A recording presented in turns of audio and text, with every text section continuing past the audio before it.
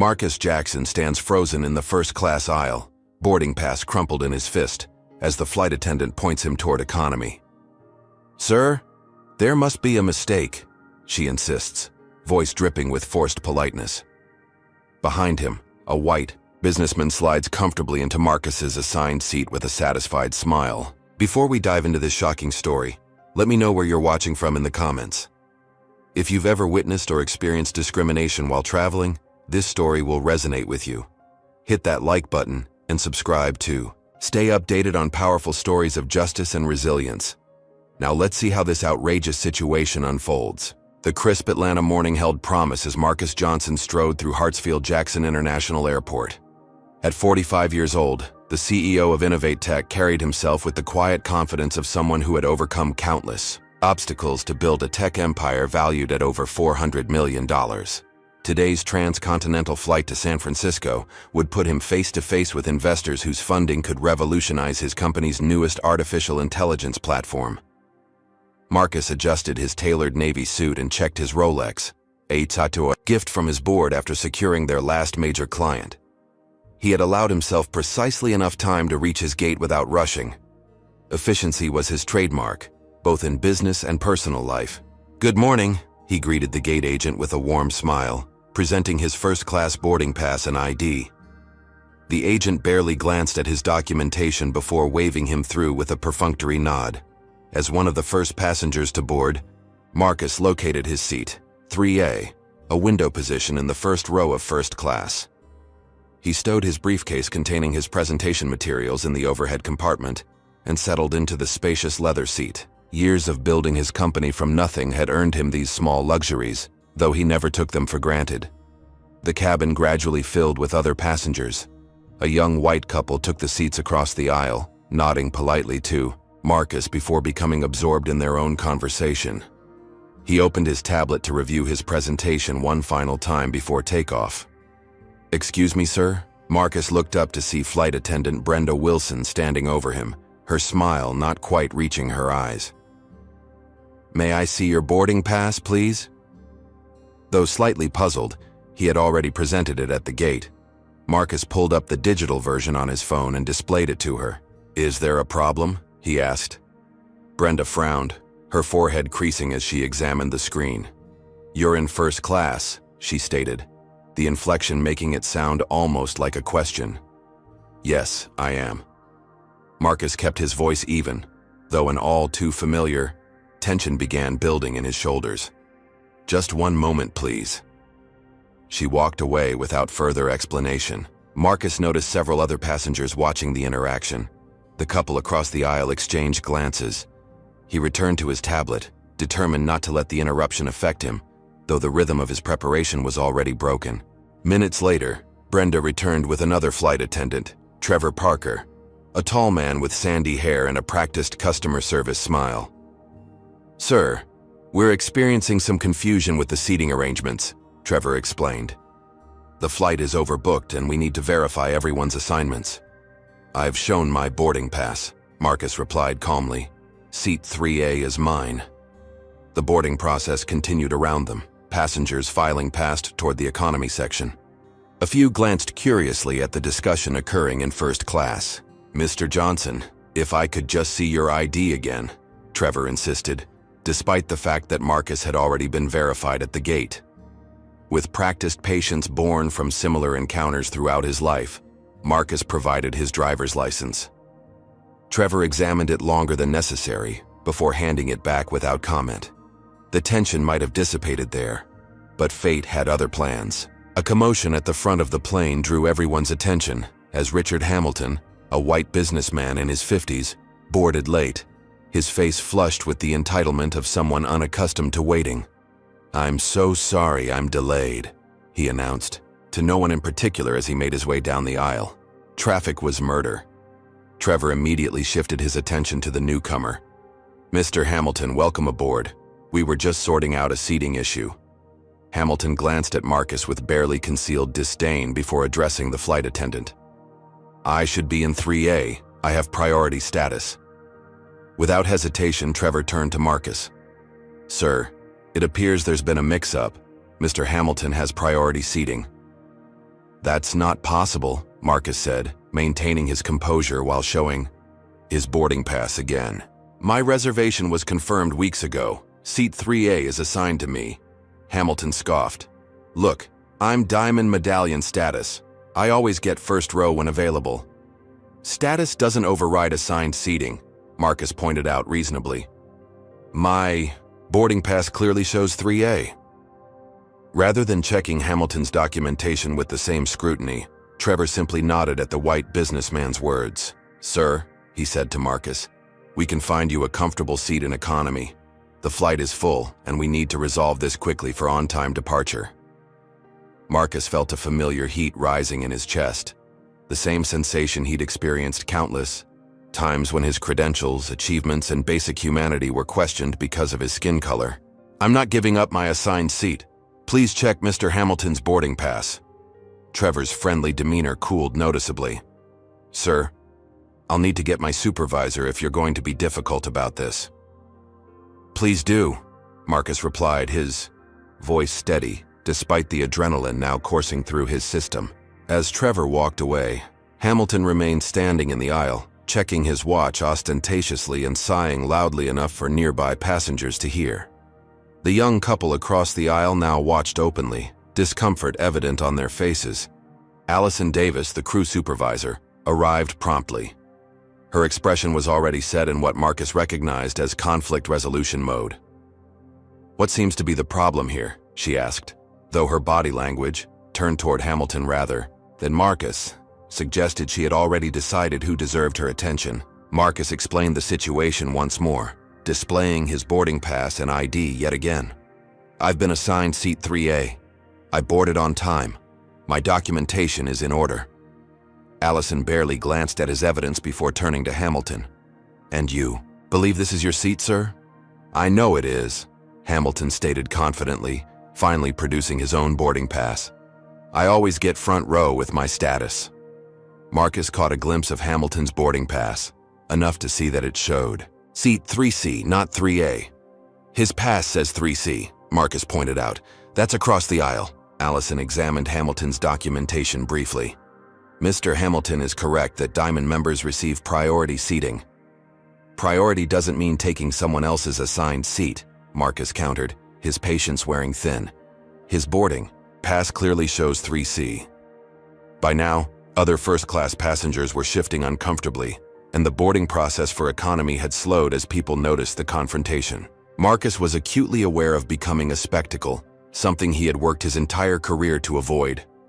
"Sir," Allison addressed Marcus with thinly veiled frustration, "we need to resolve this situation quickly. We can offer you a seat in economy for this flight and perhaps a voucher for the inconvenience." The implication was clear. Marcus was the problem that needed to be removed, not the white passenger trying to claim a seat that wasn't his.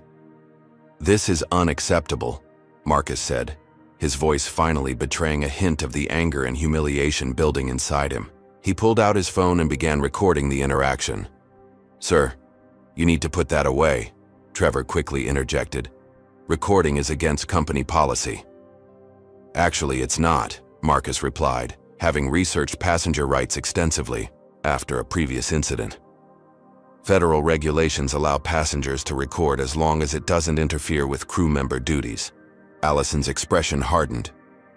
"Sir, if you cannot cooperate, we may need to ask you to leave the aircraft." The threat hung in the air. Marcus knew what it meant. As a black man, any escalation would likely end with security being called, potential allegations of being disruptive, and the very real possibility of being barred from the flight altogether. The investor meeting in San Francisco wasn't just important, it was potentially company-saving. He couldn't miss it. With every fiber of his being resisting, Marcus stopped recording and stood, gathering his briefcase from the overhead compartment. The weight of dozens of eyes on him felt physically oppressive as he moved toward the economy section. "Thank you for your cooperation," Allison said, her voice falsely bright. "Trevor will help you find your new seat." As Marcus followed Trevor toward economy, he glanced back to see Hamilton settling comfortably into seat 3A, his seat, with a satisfied expression that spoke volumes. The humiliation burned deeper than Marcus would ever admit aloud. "We have, a middle seat in row 27, Trevor informed him with what sounded like forced sympathy. "It's the best we can do on such a full flight." Marcus said nothing as he squeezed into the cramped middle seat between a large man already spilling into his space and a woman who sighed dramatically at having to momentarily stand to let him in. The contrast between the spacious first class accommodation he had paid for and this confined space was stark, just like the contrast between the treatment of Hamilton and himself. As the safety demonstration began, Marcus closed his eyes, trying to center himself for the meeting ahead. But inside, a resolve was forming. This time would be different. This time, he wouldn't let it go. The San Francisco morning greeted Marcus with characteristic fog and a chill that seemed to seep into his bones as he exited the airport terminal. The transcontinental flight had been a study in discomfort, 5 hours wedged between strangers, unable to work, and mentally replaying the humiliation of being removed from his rightful seat. His neck ached from the awkward position he'd been forced to maintain, and exhaustion pulled at him from lack of proper rest. Marcus checked his watch. 3 hours until the meeting with Apex Ventures. Just enough time to reach his hotel, shower, change into a fresh suit, and review his presentation one final time. The stakes couldn't be higher. Innovate Tech needed this $50 million investment to launch their revolutionary AI platform before competitors could catch up. Marcus Johnson? A uniformed driver held a sign with his name. At least something was going according to plan. The company car. Service had remembered to pick him up. "That's me," Marcus confirmed, following the driver to a waiting black Suburban. Once settled in the back seat, Marcus pulled out his phone and saw 6 missed calls from Aisha Robinson, his COO and right hand since founding Innovate Tech 8 years ago. He dialed her immediately. Finally, Aisha answered on the first ring. "I've been trying to reach you for hours. Flight okay?" Marcus hesitated, unsure whether to burden her with what had happened. "It was delayed," he said finally. "I'm heading to the hotel now. How's everything on your end?" "All systems go. The team worked through the night to finalize the demo. It's flawless, Marcus. Apex will be blown away." "Good. That's good." His voice sounded distant even to his own ears. A pause. "Marcus, are you all right? You sound off." "Just tired. I'll see you at the Apex offices." After ending the call, Marcus leaned his head against the cool window glass, watching the San Francisco streets blur past. The memory of standing in that airplane aisle, being dismissed and devalued, replayed in his mind on an endless loop. It wasn't the first time he'd experienced such treatment, but something about this incident cut deeper, perhaps because of how far he'd come, or perhaps because he was simply tired of swallowing these indignities year after year. At the hotel, he moved mechanically through his preparations. Shower, shave, fresh suit, tie perfect, shoes gleaming. Each action a ritual he had performed countless times as armor before entering predominantly white business spaces. By the time he met Aisha in the lobby, he had reconstructed his CEO persona, confident, competent, unflappable. "You clean up nice for someone who just spent 5 hours on a plane," Aisha remarked, her keen eyes studying him. At 42, she matched his intensity and drive, which had made them an unstoppable team. "Let's focus," Marcus replied, avoiding her scrutiny. "Walk me through who's attending." As their taxi navigated toward the financial district, Aisha briefed him on the key players from Apex Ventures who would be evaluating their proposal. "Gregory Walsh is leading the investment committee. He's traditional but fair. Then there's..." Marcus tried to absorb the information, but his mind kept drifting back to the plane. The flight attendant's dismissive tone, Hamilton's entitlement, the eyes of other passengers watching his humiliation. "Marcus?" Aisha's voice snapped him back to the present. "Sorry, go on." She frowned. "I was asking if you wanted to lead with the market projection slides or the tech demonstration." "Tech demo," he answered quickly. "Let's show them what sets us apart, right from the start." The gleaming Apex Ventures building towered above them as they arrived. glass and steel reaching toward the sky, much like the aspirations Marcus had for Innovate Tech. The receptionist directed them to the 14th floor, conference room where the investment committee awaited. As they entered, 5 people rose to greet them. Marcus recognized Gregory Walsh immediately, a silver-haired venture capitalist with a reputation for funding companies that transformed industries. What he hadn't expected was the flash of recognition in Walsh's eyes. "Mr. Johnson, Ms. Robinson, welcome," Walsh said, extending his hand. "Glad you could make it despite the difficulties this morning." Marcus felt his stomach tighten. Walsh had been on the flight, had witnessed his removal from first class. The humiliation he'd carefully packed away threatened to resurface. "Traffic in San Francisco is always a challenge," Marcus replied smoothly, refusing to acknowledge the implied reference to the airplane incident. The meeting began with introductions around the table, followed by Aisha's overview of Innovate Tech's growth trajectory. Marcus watched the investors' expressions, noting their engagement, looking for signs of the skepticism he'd grown accustomed to seeing when pitching to predominantly white venture capital firms. When his turn came to present the technical innovation at the heart of their proposal, Marcus stood and moved to the front of the room. He had given this presentation, or versions of it, dozens of times. The words should have flowed effortlessly. Instead, as he began speaking, an unbidden memory flashed through his mind. His first job interview after graduating with honors from MIT. The interviewer's surprise when Marcus walked in. The subtle shift in questions, more challenging than those posed to white candidates. The eventual rejection with no explanation. Marcus faltered mid-sentence. The conference room seemed to recede momentarily as past and present collided. "Mr. Johnson," one of the committee members prompted after the silence stretched uncomfortably. Aisha shot him a concerned glance. "Forgive me," Marcus said, regaining his composure. "As I was saying, our neural network architecture represents a fundamental shift in how AI systems process natural language." He continued the presentation, fighting to stay present, to focus on the potential investors rather than the ghosts of discrimination past and present that seemed determined to haunt him today. But each time he made eye contact with Walsh, he wondered what assumptions the man had made while watching the incident on the plane. During the technical demonstration, another memory intruded. A security guard following him through an electronics store where he'd been considering purchasing equipment for his first office. The unspoken assumption that he didn't belong, couldn't afford the high-end items, might be planning to steal something. "The implementation timeline seems ambitious," Walsh commented, bringing Marcus back to the present once more. "Especially for a company your size. We've consistently delivered ahead of industry standards," Marcus responded, sensing the subtle challenge in Walsh's tone. "Our team has already completed the foundational architecture." As the meeting progressed, Marcus felt increasingly that he wasn't being heard, that his expertise was being questioned in ways his white counterparts rarely experienced. Whether this was a continuation of the morning's discrimination or simply the normal skepticism of cautious investors, the effect was the same, an uphill battle to prove his worth. By the time they reached the financial projections, Marcus could tell they were losing the room. The energy had shifted. Questions became more pointed, focusing on potential weaknesses rather than strengths.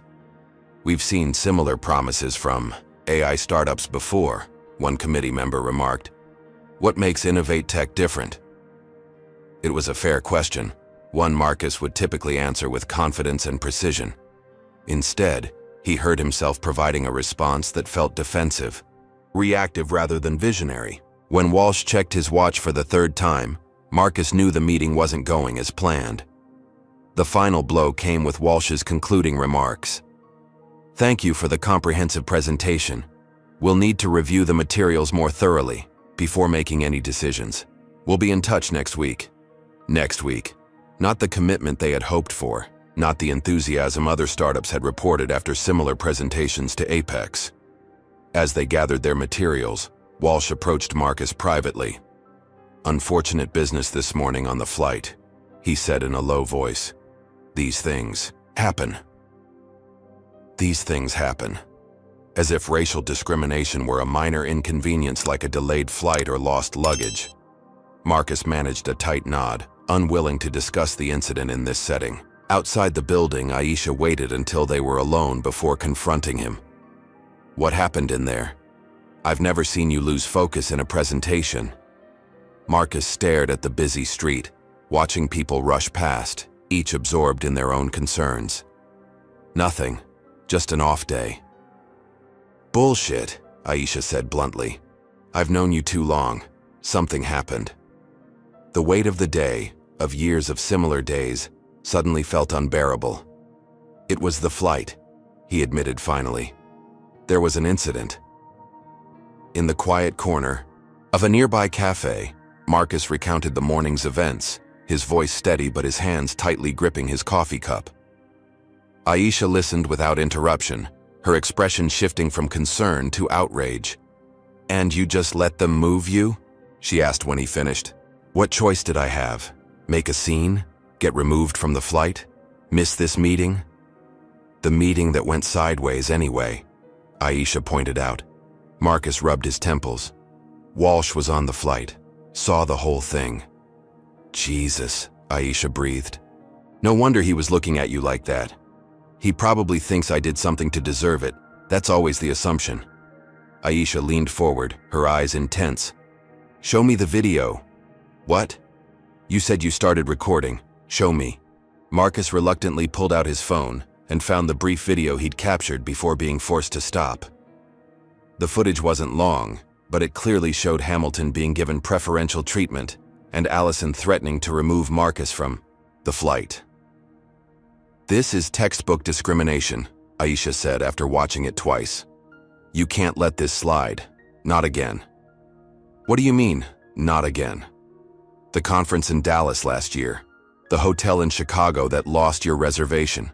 The restaurant in Boston that seated everyone but us. Every time you brush it off and move on because we have bigger battles. Maybe this is the battle, Marcus."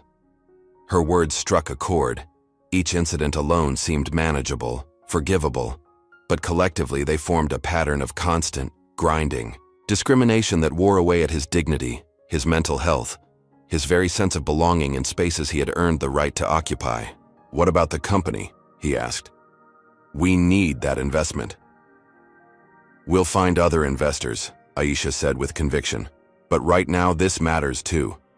Not just for you, but for every black executive who boards a plane, checks into a hotel, or walks into a venture capital meeting." Marcus stared at the video on his phone, seeing himself, a successful CEO, a man who had overcome countless obstacles to build something meaningful, being treated as if he didn't belong. "You're right," he said finally. "Not this time. This time they answer for it." As they left the cafe, his phone buzzed with an email. The subject line read, "Apex Ventures, decision delay." The investment committee was postponing their decision indefinitely, citing concerns about Innovatech's corporate focus and leadership stability. Marcus showed the email to Aisha, who read it with growing indignation. "They're using what happened on the plane against you," she concluded, "as if being discriminated against makes you less capable as a CEO." In that moment, as the San Francisco fog rolled in and obscured the tops of the city's tallest buildings, Marcus made a decision. This wouldn't just be about getting justice for himself. It would be about challenging a system that allowed such discrimination to continue unchecked, that penalized the victims rather than the perpetrators. "Call Maya," he told Aisha, referring to their company's legal counsel. "We're going to need her." The battle ahead would test everything Marcus had built, his company, his reputation, his resolve. But for the first time since that morning's humiliation, he felt a sense of purpose cutting through the fog of anger and helplessness. This time would be different. This time, he would fight back. The glass-walled conference room at Innovatech's Atlanta headquarters hummed with tension as Marcus stared at the airline's email response displayed on the screen. The company's legal counsel, Maya Chen, removed her glasses and pinched the bridge of her nose. 20,000 sky miles and a voucher for future travel, she read aloud, her voice tinged with disbelief.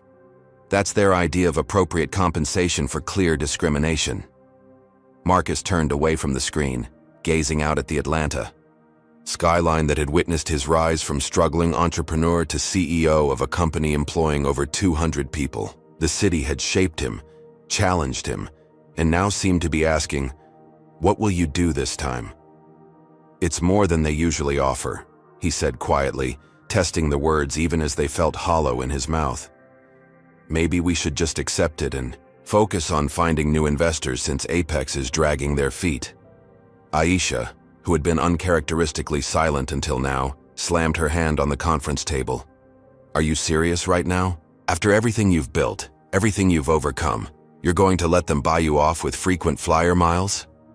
Her words hung in the air, a direct challenge to the rationalization Marcus was attempting to construct.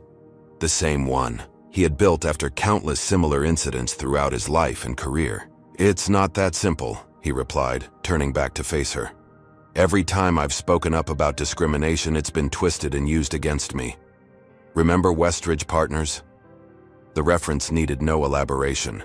3 years earlier, after pointing out discriminatory funding patterns at a major investment firm, Marcus had found himself labeled as difficult in industry circles. Several potential partnerships had mysteriously evaporated afterward. "So we just accept it? Again?" Aisha pressed. "What message does that send to your children? To our employees who look up to you?" Maya interrupted before Marcus could respond. "There's another angle to consider. This isn't just about the airline's response to you personally. What about their pattern of behavior?" She tapped on her tablet, bringing up a social media post on the conference room screen. It showed a blurry video taken by another passenger on the same flight, capturing part of the incident. The caption read, "Watched a black man in a suit get kicked out of his paid first-class seat today for a white businessman who arrived late. Flying while black." "This was posted yesterday," Maya explained. "It's already gained significant traction online. Several journalists have reached out to the original poster for details." Marcus hadn't considered that other passengers might have documented the incident. The realization that his humiliation had been witnessed and shared publicly sent a complex wave of emotions through him, embarrassment mixed with vindication that others had recognized the injustice. "The public narrative is forming with or without your input," Maya continued pragmatically. "The question is whether you want to shape it or let others define what happened." The conference room door opened as Dr. William Carter, the eldest member of Innovate Tech's board and Marcus's longtime mentor, entered. At 74, Dr. Carter carried himself with the dignified bearing of someone who had marched alongside civil rights leaders in his youth and gone on to become one of the first black professors at a prestigious Southern university. "I heard about what happened," he said without preamble, taking a seat at the table. "Aisha filled me in." Marcus felt a flicker of annoyance at Aisha for involving Dr. Carter, but it quickly faded under his mentor's steady gaze. "What do you think I should do?" Marcus asked, respect evident in his tone. Dr. Carter took his time responding, his weathered hands folded thoughtfully on the table. "During the civil rights movement, we had a saying, 'Not for ourselves alone.' It meant that our individual battles were part of a larger struggle for justice that would benefit generations to come." He looked directly at Marcus. "The question isn't what you should do for yourself. It's what your position and resources allow you to do for others facing the same discrimination without your platform." The room fell silent as the weight of Dr. Carter's words settled over them.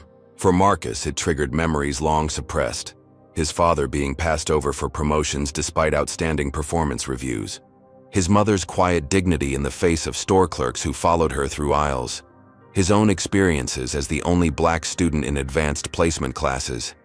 His phone vibrated with an incoming call, breaking the moment. It was Tanya, his wife of 15 years, and a respected civil rights attorney in her own right. He excused himself to take the call in the hallway. "I just saw a video online," Tanya said immediately. "Is that what happened on your flight?" Marcus sighed, leaning against the wall. "It's not the full story, but yes. Why didn't you tell me? I was trying not to bring it home, again." The silence on the line spoke volumes. Tanya had witnessed Countless moments when Marcus had chosen to shield their family from the racism he encountered, absorbing the pain rather than spreading it to those he loved. "Marcus," she said finally, her voice gentle but firm. "Zoe showed me the video. Their 16-year-old daughter had seen it." The thought made his stomach clench. "She's upset," Tanya continued. "Not just about what happened to you, but because she's seen the same thing happen to her friend's parents. She wants to know what you're going to do about it." What was he going to do about it? The question echoed through his mind, taking on new significance with the knowledge that his children were watching, learning from his response. "I don't know yet," he admitted. "The company needs that investment from Apex. Fighting the airline could create more negative attention." "Would you let Zoe or Malcolm walk away if they were discriminated against?" Tanya challenged, referring to their teenage son. "Or would you tell them to stand up for themselves?" The answer was immediate and unequivocal. "I'd tell them to stand up." "Then why are the rules different for you?" When Marcus returned to the conference room, his demeanor had shifted. The others noticed immediately, straightening in their chairs as he took his position at the head of the table. "Maya," he said, his voice calm but resolute, "what are our options?" Maya didn't hesitate. "We have several.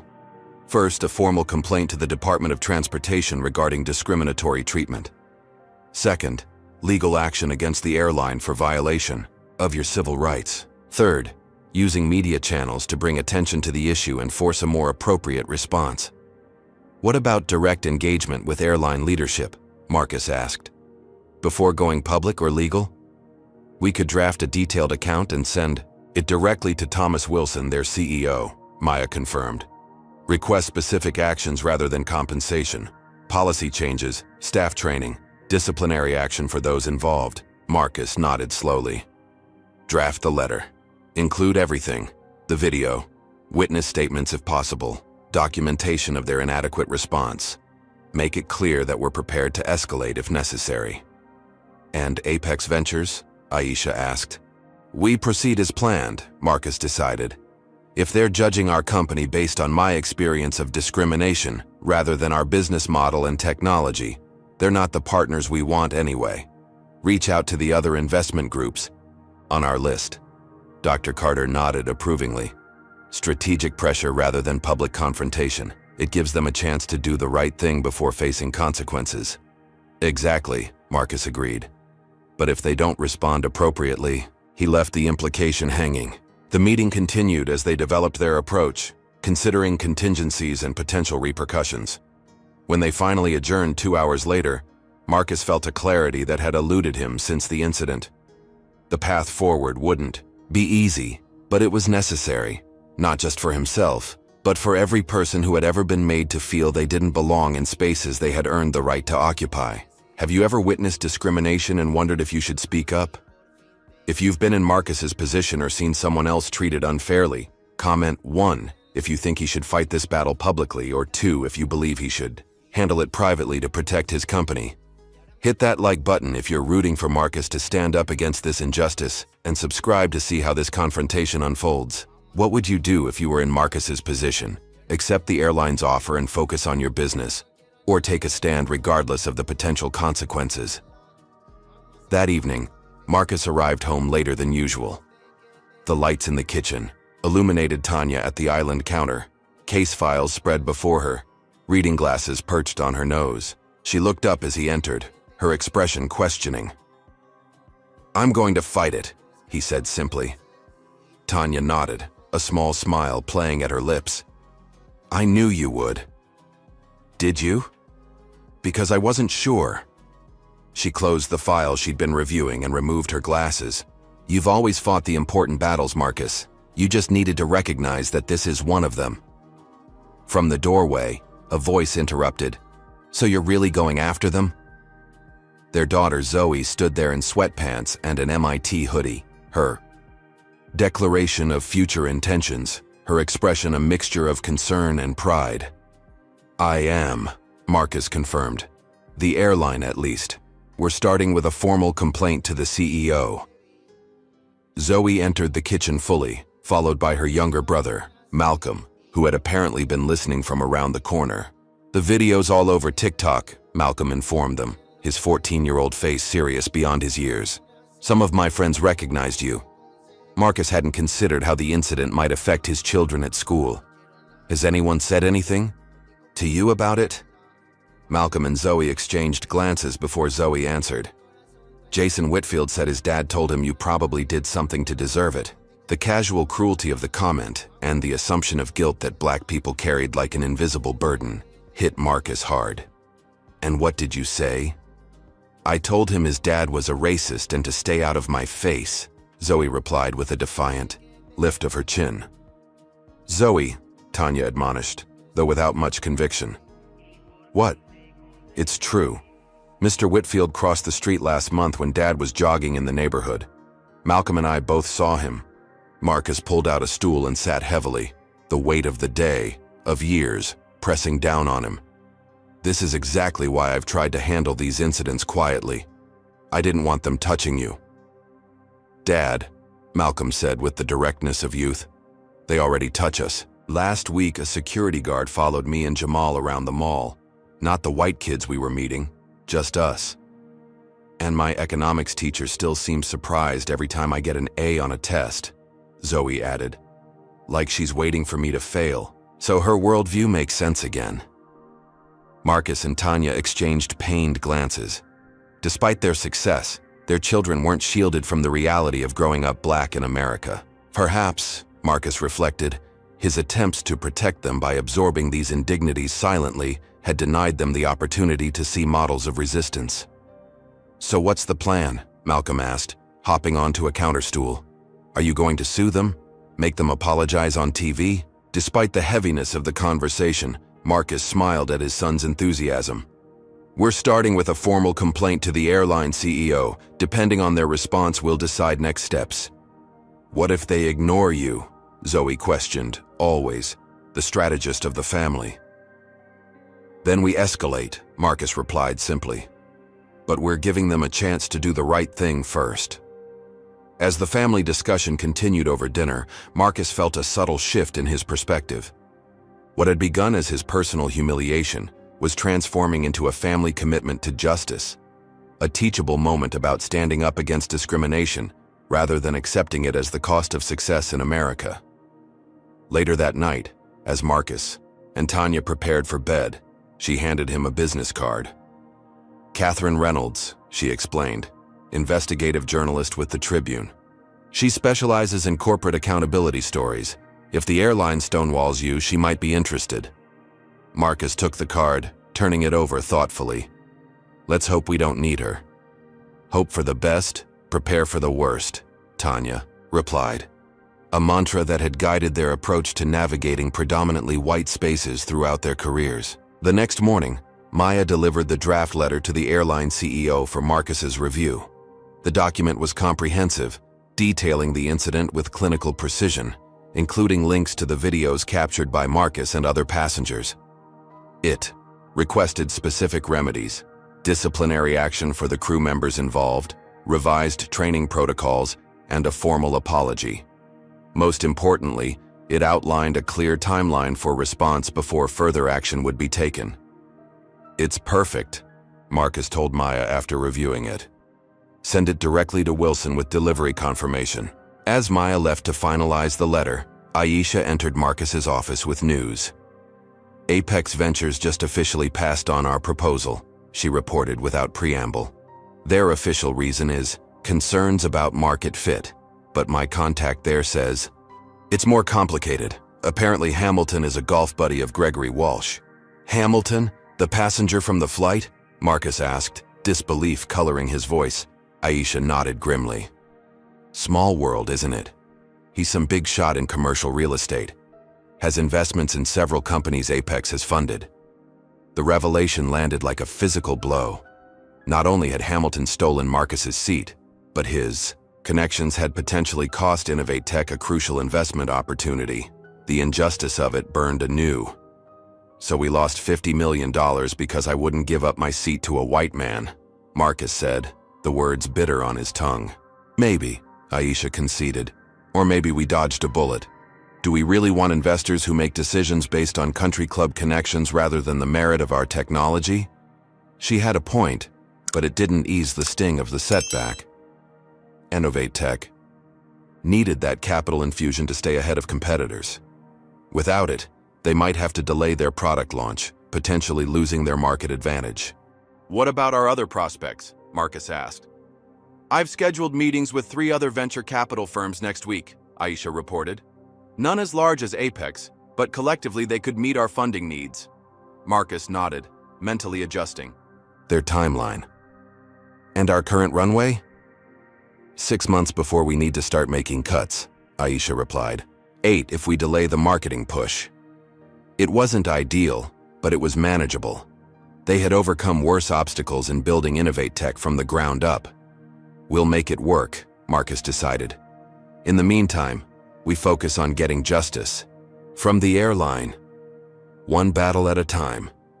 What neither of them realized was that the battle was about to expand beyond their control. By that afternoon, the video of Marcus's removal from first class had gone viral, picked up by national news outlets and social media influencers. Sure, first class while black was trending, with thousands sharing similar experiences of discrimination while traveling. Marcus's phone began ringing non-stop, journalists seeking comments, civil rights organizations offering support, and colleagues expressing solidarity. The private stand he had intended to take had become a public cause célèbre almost overnight.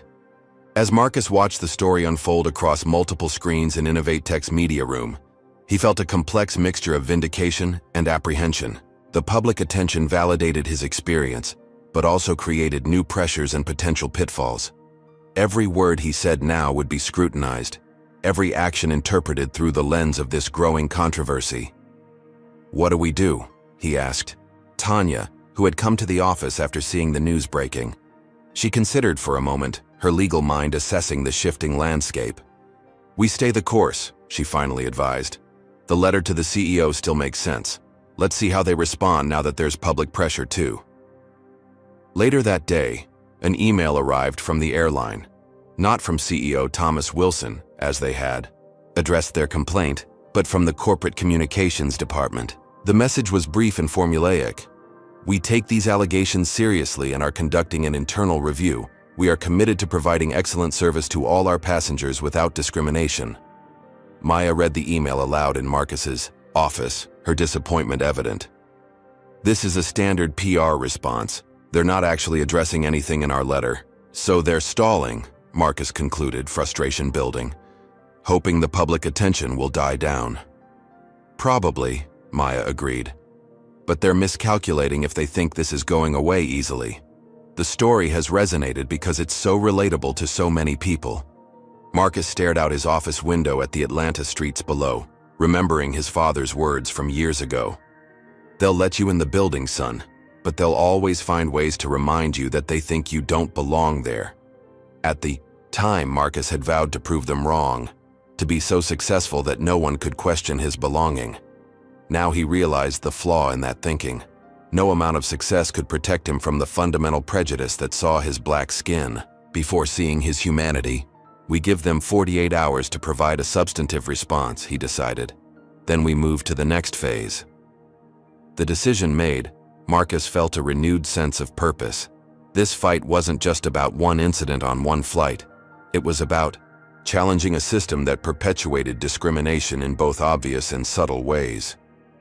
It was about standing up not just for himself, but for everyone who had ever swallowed their dignity for the sake of getting through the day. As Dr. Carter had said, "Not for ourselves alone," the headline flashed across CNBC's ticker. Sky Global Airline stock dips 3% amid discrimination allegations. It had been 72 hours since Marcus's letter to CEO Thomas Wilson, and the airline's only response remained that initial corporate statement promising an internal review. Meanwhile, the court of public opinion was rendering its own verdict. Marcus watched the financial news from his office, a cup of coffee cooling on his desk. The airline's stock drop represented millions in lost market value, perhaps the only language that might finally get the attention of their leadership. His intercom buzzed. "Marcus, the board is assembled in the conference room. his assistant informed him. "I'll be right there," he replied, straightening his tie and gathering his thoughts. The impromptu board meeting had been called by Elizabeth Vaughn, InnovateTech's lead investor and most influential board member. Her message had been cryptic, but urgent. "We need to discuss recent developments and their potential impact on company operations." Marcus knew what that meant. The growing controversy was making investors nervous. Despite the personal nature of the discrimination he'd experienced in the business world, it was inevitably viewed through the lens of risk and return. The question would be whether his pursuit of justice threatened their investment. The conference room fell silent as Marcus entered. 8 board members sat around the polished table, expressions ranging from concern to outright discomfort. Elizabeth Vaughn, impeccably dressed in a charcoal suit that matched her silver hair, nodded toward the empty chair at the head of the table. "Marcus, thank you for joining us on such short notice," she began once he was seated. "I believe you know why we've called this meeting." "I can guess," he replied evenly, maintaining eye contact. "The airline incident and its aftermath." Elizabeth nodded. "Several major news outlets have reached out to me personally for comment, as have 2 of our largest clients. The situation is beginning to affect InnovateTech's public profile." "With respect," Marcus countered, "I'm pursuing this matter as a private citizen who experienced discrimination. I haven't used the company's name or resources in this fight." James Whitaker, the board's most conservative member, cleared his throat. "The distinction may be clear to you, Marcus, but not to the public or our clients. Like it or not, as CEO, your personal battles become company issues." Marcus had anticipated this argument. Should I simply accept discrimination then, because addressing it might cause discomfort for our stakeholders? Dr. Carter, who had remained silent until now, leaned forward. "I believe what James is suggesting isn't that you accept discrimination, but rather that we need a strategy for managing the company's position while you pursue your personal case." Elizabeth nodded. "Exactly. We support your right to fight this injustice, Marcus. The question is how to insulate InnovateTech from potential blowback." It was a reasonable concern, though Marcus couldn't help feeling that it prioritized corporate reputation over the fundamental issue of racial justice. Still, these were his investors, people who had believed in his vision and funded its realization. He owed them candor. "My legal team is handling the airline matter," he explained. "We've given them a reasonable time frame to respond appropriately before taking further action. I've declined all media requests for interviews and made no public statements beyond confirming the basic facts of the incident." "And if they continue to stonewall you?" James pressed. "Then we'll pursue legal remedies and regulatory complaints," Marcus answered honestly. "But my focus remains on running this company. The AI platform launch is still our priority." The tension in the room eased slightly as board members exchanged glances. Elizabeth spoke for the group. "We appreciate your commitment, Marcus. Keep us informed of any significant developments. In the meantime, we'll have PR prepare contingency statements if media inquiries increase." As the meeting adjourned, Marcus felt a mixture of relief and frustration. The board hadn't explicitly asked him to drop his fight against the airline, but the subtext was clear. Don't let it interfere with business. Back in his office, Aisha was waiting with news of her own. "You need to see this," she said, sliding a tablet across his desk. The screen displayed an article from a business news site with the headline, "Sources claim Sky Global passenger was belligerent before removal from first class." Marcus read the piece with growing indignation. Anonymous airline sources claimed he had been argumentative and demanding special treatment, necessitating his relocation to economy. There was no mention of Richard Hamilton taking his assigned seat or the crew's failure to verify boarding passes properly. "They're trying to rewrite what happened," Marcus said, placing the tablet down carefully to avoid the urge to throw it. "Painting me as the stereotypical angry black man to justify their actions." "It gets worse," Aisha continued. "I did some digging on Richard Hamilton after learning about his connection to Apex Ventures. Turns out he's not just any real estate developer. His company Prestige Properties has a long-term contract providing office space for Sky Global's corporate headquarters in Atlanta." The revelation landed like a thunderbolt. So he has business, ties to the airline too, Marcus realized. That explains why the crew was so quick to accommodate him at my expense. Exactly. This isn't just about race, though that's clearly a factor. It's about connections and power. Hamilton is part of a network that includes both the airline leadership and our potential investors. Marcus processed this information, seeing the incident in a new light. What he had experienced wasn't just random discrimination, but something potentially more systemic, a manifestation of how business relationships and racial bias could intertwine to protect certain interests at the expense of others. Maya needs to know this, he decided. It changes our approach. Over the next few days, the corporate battle intensified. Sky Global Airlines released an official statement claiming their internal investigation found no evidence of discriminatory intent and characterizing the incident as a routine seating adjustment due to operational needs. They offered to upgrade Marcus on his next flight and provide additional Sky miles as a gesture of goodwill. The response was as insulting as it was inadequate.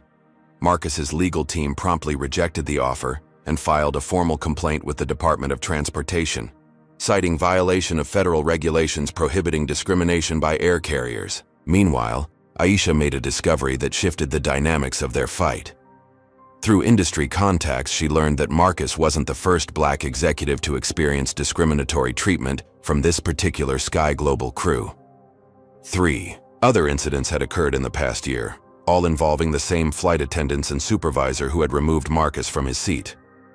They've done this before, Aisha reported, presenting Marcus with documentation from 2 executives, willing to share their experiences. Same pattern, questioning black passengers' presence in first class, checking their documentation multiple times, ultimately finding reasons to remove them when white passengers needed accommodation. This information transformed what might have been dismissed as an isolated incident into evidence of a pattern. Maya immediately incorporated the new testimonies into their case, strengthening their position substantially. The airline's response was swift and aggressive. Their legal department sent a cease and desist letter warning against defamatory statements that could damage the company's reputation. At the same time, Marcus began receiving troubling reports from Innovate Tech's sales team. 2 potential clients have pulled out of contract negotiations, his chief revenue officer reported during their weekly executive meeting. They cited concerns about leadership stability as the reason. Marcus recognized the language immediately, the same wording Apex Ventures had used in declining their investment. Hamilton and his network are applying pressure, he concluded, trying to make this fight too costly for us to continue. The strategy was effective. By the end of the week, Innovate Tech had lost a significant government contract that had been all but finalized. The official explanation cited procurement process revisions, but the timing was suspicious at best. The board called another emergency meeting. This time, the tone was markedly different, less supportive, more concerned about the company's financial stability. "We've lost $8 million in projected revenue in a matter of days," James Whitaker stated bluntly. "Our stock price has dipped 12%. At what point do we acknowledge that this battle is damaging Innovate Tech more than it's helping anyone?" Elizabeth Vaughn, usually Marcus's strongest ally on the board, looked troubled. "Marcus, I believe in fighting injustice, but I also believe in fiduciary responsibility to our shareholders and employees. We need to consider whether there's a way to resolve this situation quickly." Marcus felt the weight of 200 employees' livelihoods on his shoulders. The company he had built from nothing was now being systematically targeted because he had dared to stand up against discrimination. The irony was bitter. "What exactly are you suggesting?" he asked, though he already knew the answer. "Accept their upgraded settlement offer," James said immediately. "Sign the NDA they're proposing. Put this behind us and refocus on business." The airline had indeed made a new offer, $50,000 in compensation and lifetime elite status, in exchange for Marcus signing a non-disclosure agreement and dropping all complaints. It was substantially more than their initial offering, but still missed the fundamental point. This wasn't about money or perks. It was about accountability and systemic change. "And if I refuse?" Marcus questioned, looking around the table. Deflect, Carter sighed heavily. Then we may need to discuss leadership arrangements that protect both your ability to pursue this matter and the company's stability. The implication was clear. Step down as CEO, at least temporarily, or drop the fight.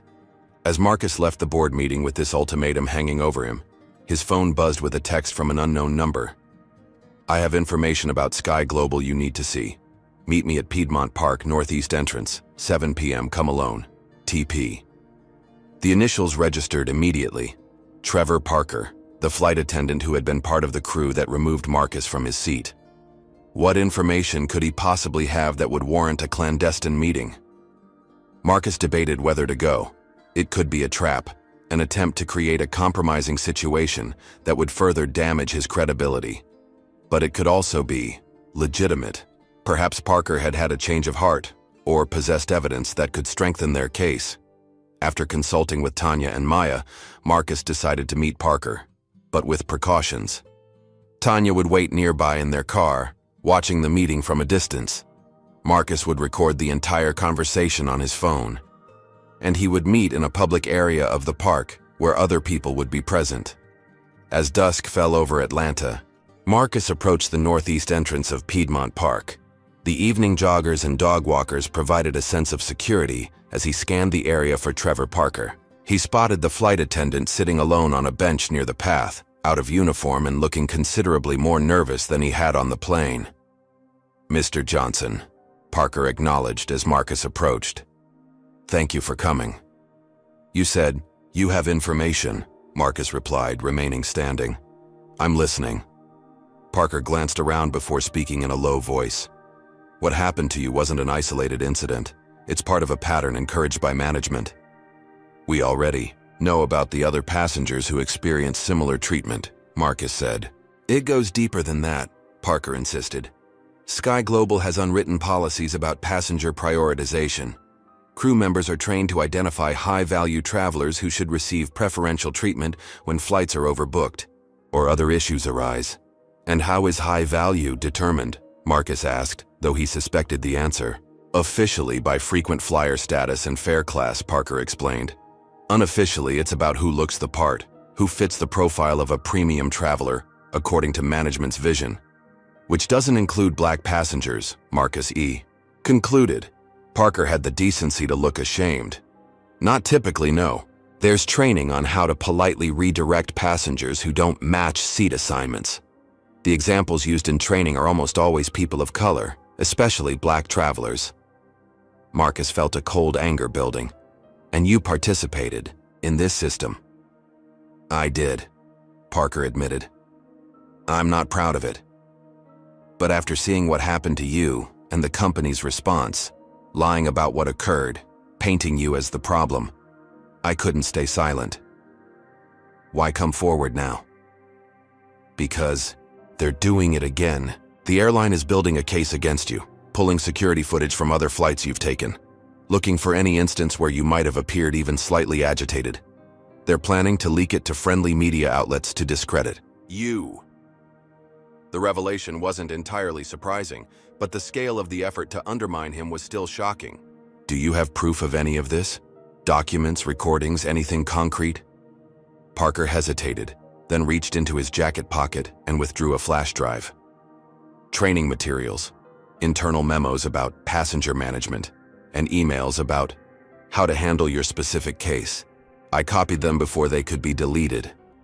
As Marcus took the drive, Parker added, I'll probably lose my job over this, but what they're doing isn't right. It never was. Why did you participate in it then? Marcus couldn't help asking. Parker looked away. The same reason most people go along with broken systems. It was easier. It was my job. I didn't think about the real impact on people like you until I saw the fallout from our flight. It wasn't a satisfying answer, but it was an honest one. Most discrimination wasn't perpetrated by cackling villains twirling mustaches, but by ordinary people following policies and practices designed to maintain existing power structures without questioning who they hurt in the process. What happens now? Parker asked. I review what you've provided with my legal team, Marcus replied. If it substantiates what you've told me, it becomes evidence in our case against the airline. And me? That depends on whether you're willing to go on record with what you've shared today. Parker looked genuinely afraid at the prospect, but after a moment, he nodded. I can't keep being part of the problem. Whatever happens, I'll testify if needed. As Marcus walked back to where Tanya waited in their car, he felt the weight of the flash drive in his pocket. Potentially, the key to exposing not just one incident of discrimination, but an entire corporate culture built on biased assumptions and practices. The battle had escalated beyond what he had initially imagined, touching on his company's future, his professional reputation, and potentially the experiences of countless travelers who had faced similar treatment without the resources or platform to fight back. What had begun as one man's humiliation on a flight was revealing itself to be the tip of a much larger iceberg of systemic discrimination, one that powerful interests were determined to keep submerged, regardless of the cost. The midnight glow of Marcus's laptop illuminated his face as he scrolled through another batch of threatening messages. 3 weeks into his battle with Sky Global Airlines, the toll was mounting in ways he hadn't anticipated. His public email address had been leaked online, resulting in hundreds of messages ranging from supportive to explicitly racist and threatening. "You should be grateful they even let you on the plane," one message read. Another, "Go back to where you came from, if you don't like how things work here." Then there were the more disturbing ones, threats against him and his family, some including personal details that suggested the senders had done their research. Maya had advised forwarding these to law enforcement, which he'd done, though without much expectation of action. A soft knock at his home office door interrupted his grim review. Tanya stood in the doorway, concern etched on her face. "It's 2 a.m, Marcus," she said gently. "Come to bed." "In a minute," he replied automatically, the same response he'd given hours earlier. Tanya entered the room fully, coming to stand behind him. Her sharp intake of breath told him she'd seen the messages on his screen. "You shouldn't be reading these," she said, placing a hand on his shoulder. "Nothing good comes from absorbing so much hatred." "I need to know what we're facing," Marcus argued weakly, though he knew she was right. The messages were affecting him, seeping into his psyche like poison, making him question whether the fight was worth the cost. Tanya reached over and closed the laptop firmly. "No more tonight, doctor's orders." Despite everything, Marcus smiled slightly at the reference to her honorary title.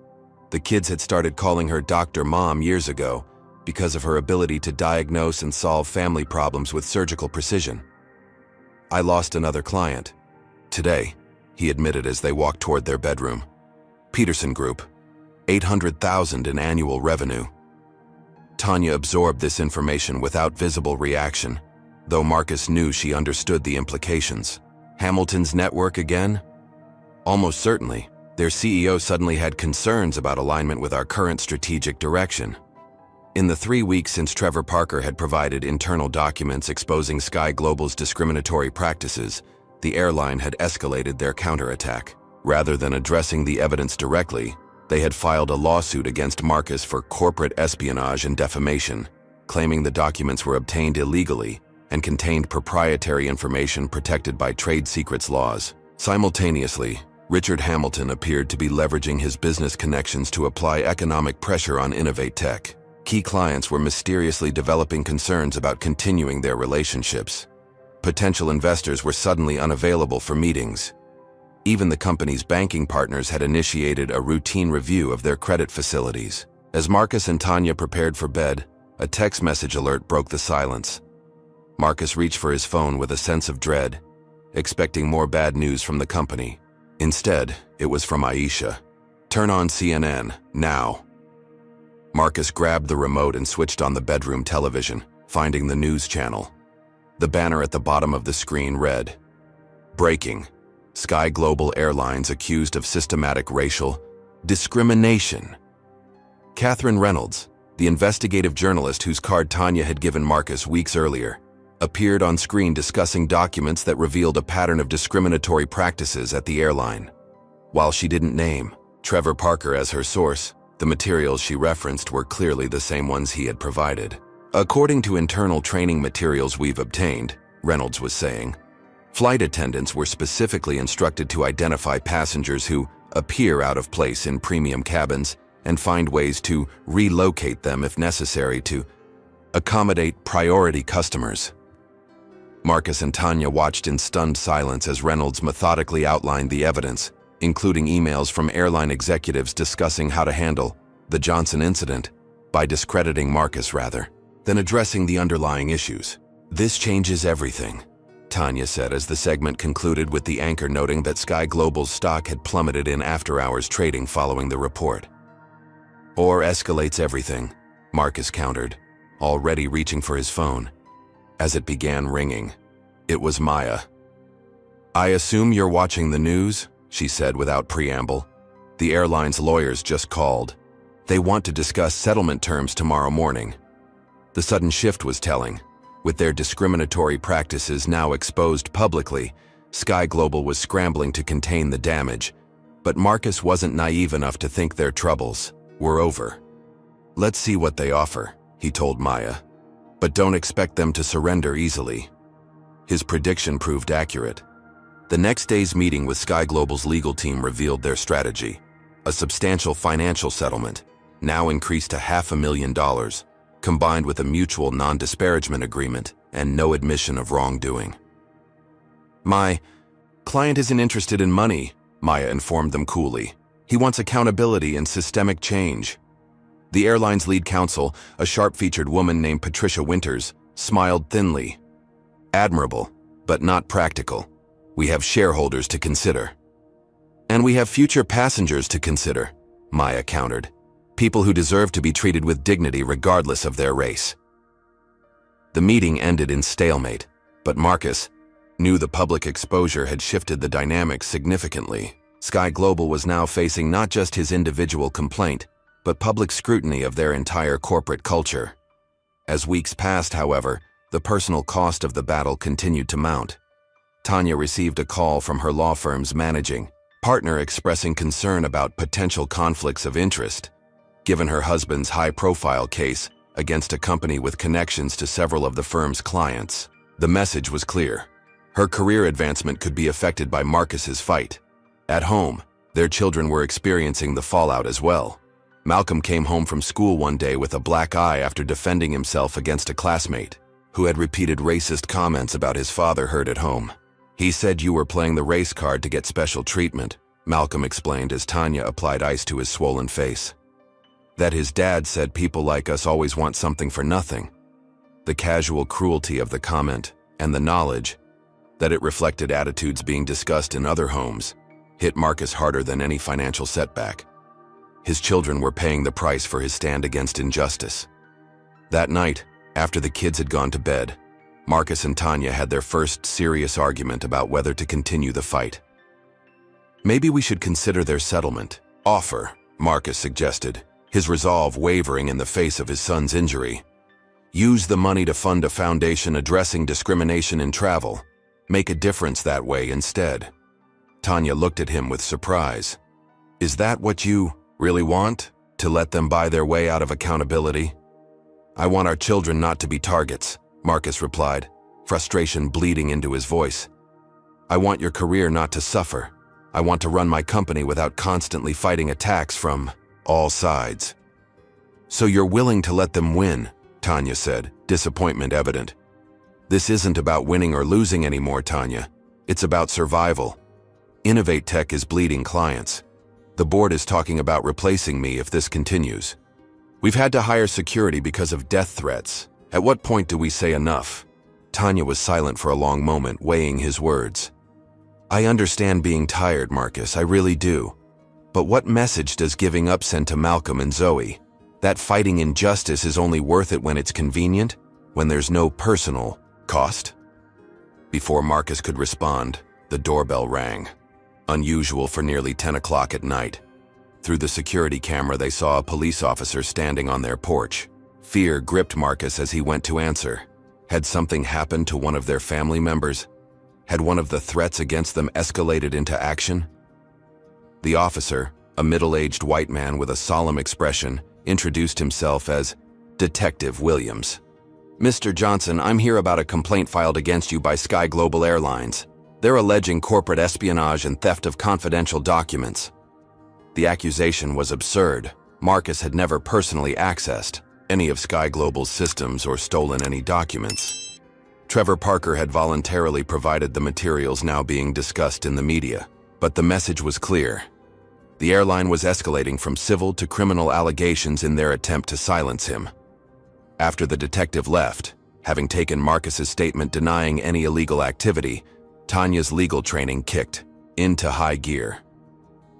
"This is intimidation, pure and simple," she declared, pacing their living room. "They're trying to scare you into taking their settlement." "It's working," Marcus admitted, his composure finally cracking. "I didn't sign up for police at our door, for Malcolm getting into fights, for your firm pressuring you. This isn't just about me anymore." "It never was just about you," Tanya reminded him gently. "That's why it matters so much." The next morning brought more challenges. Marcus arrived at Innovate Tech's offices to find Elizabeth Vaughn waiting in his office, her expression grave. "The board has called an emergency meeting for this afternoon," she informed him without preamble. "James is pushing for a vote on temporary leadership change while you address your personal matters." Despite Elizabeth's diplomatic phrasing, the message was unmistakable. Marcus was at risk of losing control of his own company because of his refusal to back down from the discrimination fight. "How likely is he to succeed?" Marcus asked, his voice remarkably steady given the stakes. "It's close," Elizabeth admitted. "The financial impacts are becoming difficult to ignore. We've lost 15% of our recurring revenue in a month. Our stock is down 22%. Investors are nervous." Marcus absorbed this information like physical blows. Everything he had built over 8 years of relentless work was in jeopardy because he had dared to stand up against being removed from a seat he had paid for due to the color of his skin. The injustice of it was breathtaking. "What would you do, Elizabeth?" he asked, genuinely curious about her perspective as both an investor and someone who had expressed personal support for his stand. She considered the question carefully before answering. "I'd remember why I started this company in the first place. Was it just to build wealth and status? Or was there a deeper purpose?" The question resonated deeply. Marcus had founded Innovate Tech, not just to create innovative technology, but to open doors for other people of color in an industry that had historically excluded them. The company's internship programs, community outreach, and inclusive hiring practices were as important to him as its products and profits. "If I surrender to this pressure," Marcus reasoned aloud, "what message does that send to every Black employee here? To every young person who looks to us as an example of what's possible?" Elizabeth nodded, understanding the dilemma. "That's for you to decide, Marcus. But whatever you choose, do it because it aligns with your core values, not because of external pressure, either to fight or to concede." As she left, Marcus sat alone in his office, contemplating the crossroads before him. The professional and personal costs of continuing the battle were mounting daily. Yet the cost of surrender, not just to himself, but to countless others, who faced similar discrimination without his resources or platform to fight back, seemed equally unbearable. His contemplation was interrupted by a knock at his door. Malcolm stood there, his eyes still swollen but his expression determined. "Dad, can I talk to you for a minute?" Marcus waved him in, surprised by his son's presence. "Shouldn't you be in school?" "Teacher workday," Malcolm explained, taking a seat across from his father. "Mom said you might be thinking about taking the airline's money and dropping the case." News traveled fast in their household. "I'm considering our options," Marcus acknowledged carefully. "This fight is affecting all of us in ways I didn't anticipate." Malcolm touched his bruised eye reflexively. "Because of this? That's nothing. You should hear the stuff Black kids at school deal with every day." The simple statement hit Marcus with unexpected force. His son was telling him that the incident on the plane, being humiliated and removed from his rightful seat, wasn't exceptional but rather part of a continuum of everyday racism that his children and their peers already navigated.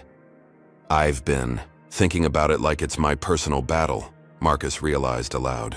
But it's not, is it? Malcolm shook his head. Everyone at school is talking about it, my friends, their parents.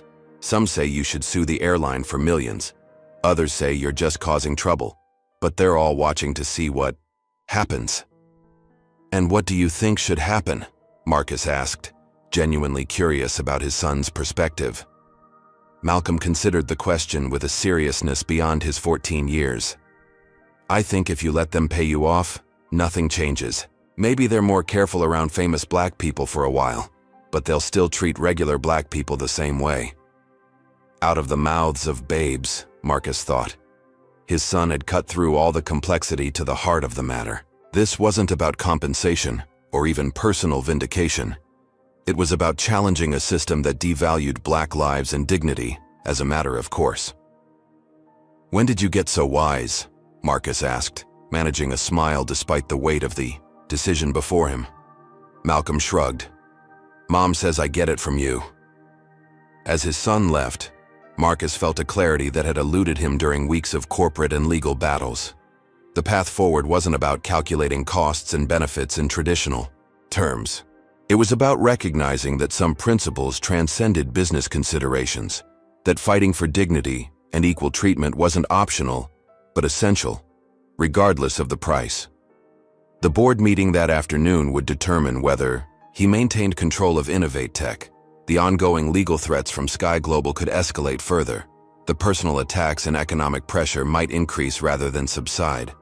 But for the first time since the battle began, Marcus felt certain of his course. Whatever happened next, he would not abandon the fight against a system that had humiliated him and countless others whose stories never made headlines. The cost of capitulation, to his integrity, to his children's understanding of justice, to the countless people watching his response, was simply too high. As he prepared for the board meeting that could end his leadership of the company he had founded, Marcus felt an unexpected sense of peace. Some battles were worth fighting, even at great personal cost. This, he now knew with certainty, was one of them. Rain pounded against the windows of Innovate Tech's conference room, mirroring the tension inside as Marcus faced his board of directors. For 2 hours they had debated the company's future, and by extension his continued leadership, as the battle with Sky Global Airlines escalated beyond anyone's expectations. The financial impact cannot be ignored, James Whitaker insisted, pointing to charts displaying the company's declining stock price and customer attrition. We have a fiduciary responsibility to our shareholders. This crusade, however justified, is threatening everything we've built. Marcus listened silently, allowing each board member to express their concerns. Some were sympathetic to his stand against discrimination, but worried about the business consequences. Others clearly wished he would accept the airline's settlement, offer, and move on. Dr. Carter remained his most steadfast ally, reminding everyone that principles sometimes required sacrifices. As the discussion neared its conclusion, Marcus's assistant knocked urgently at the door. I'm sorry to interrupt, she apologized, but there's a Catherine Reynolds here insisting on speaking with Mr. Johnson immediately. She says it's urgent and relates directly to this meeting.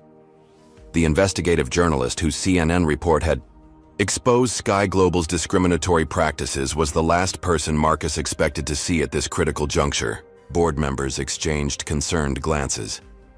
This is a closed meeting, James objected immediately.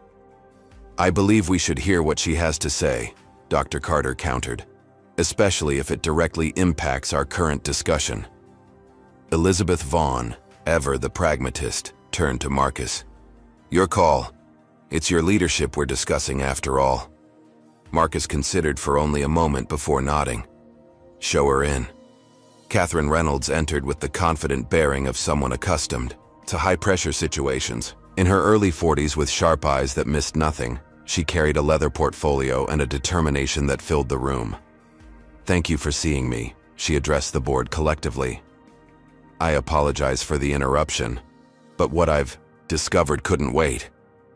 What exactly have you discovered, Ms. Reynolds? Elizabeth asked, her tone cautiously neutral. Catherine placed her portfolio on the table. Evidence that Sky Global Airlines has been engaging in a coordinated campaign to pressure Innovate Tech's clients and investors.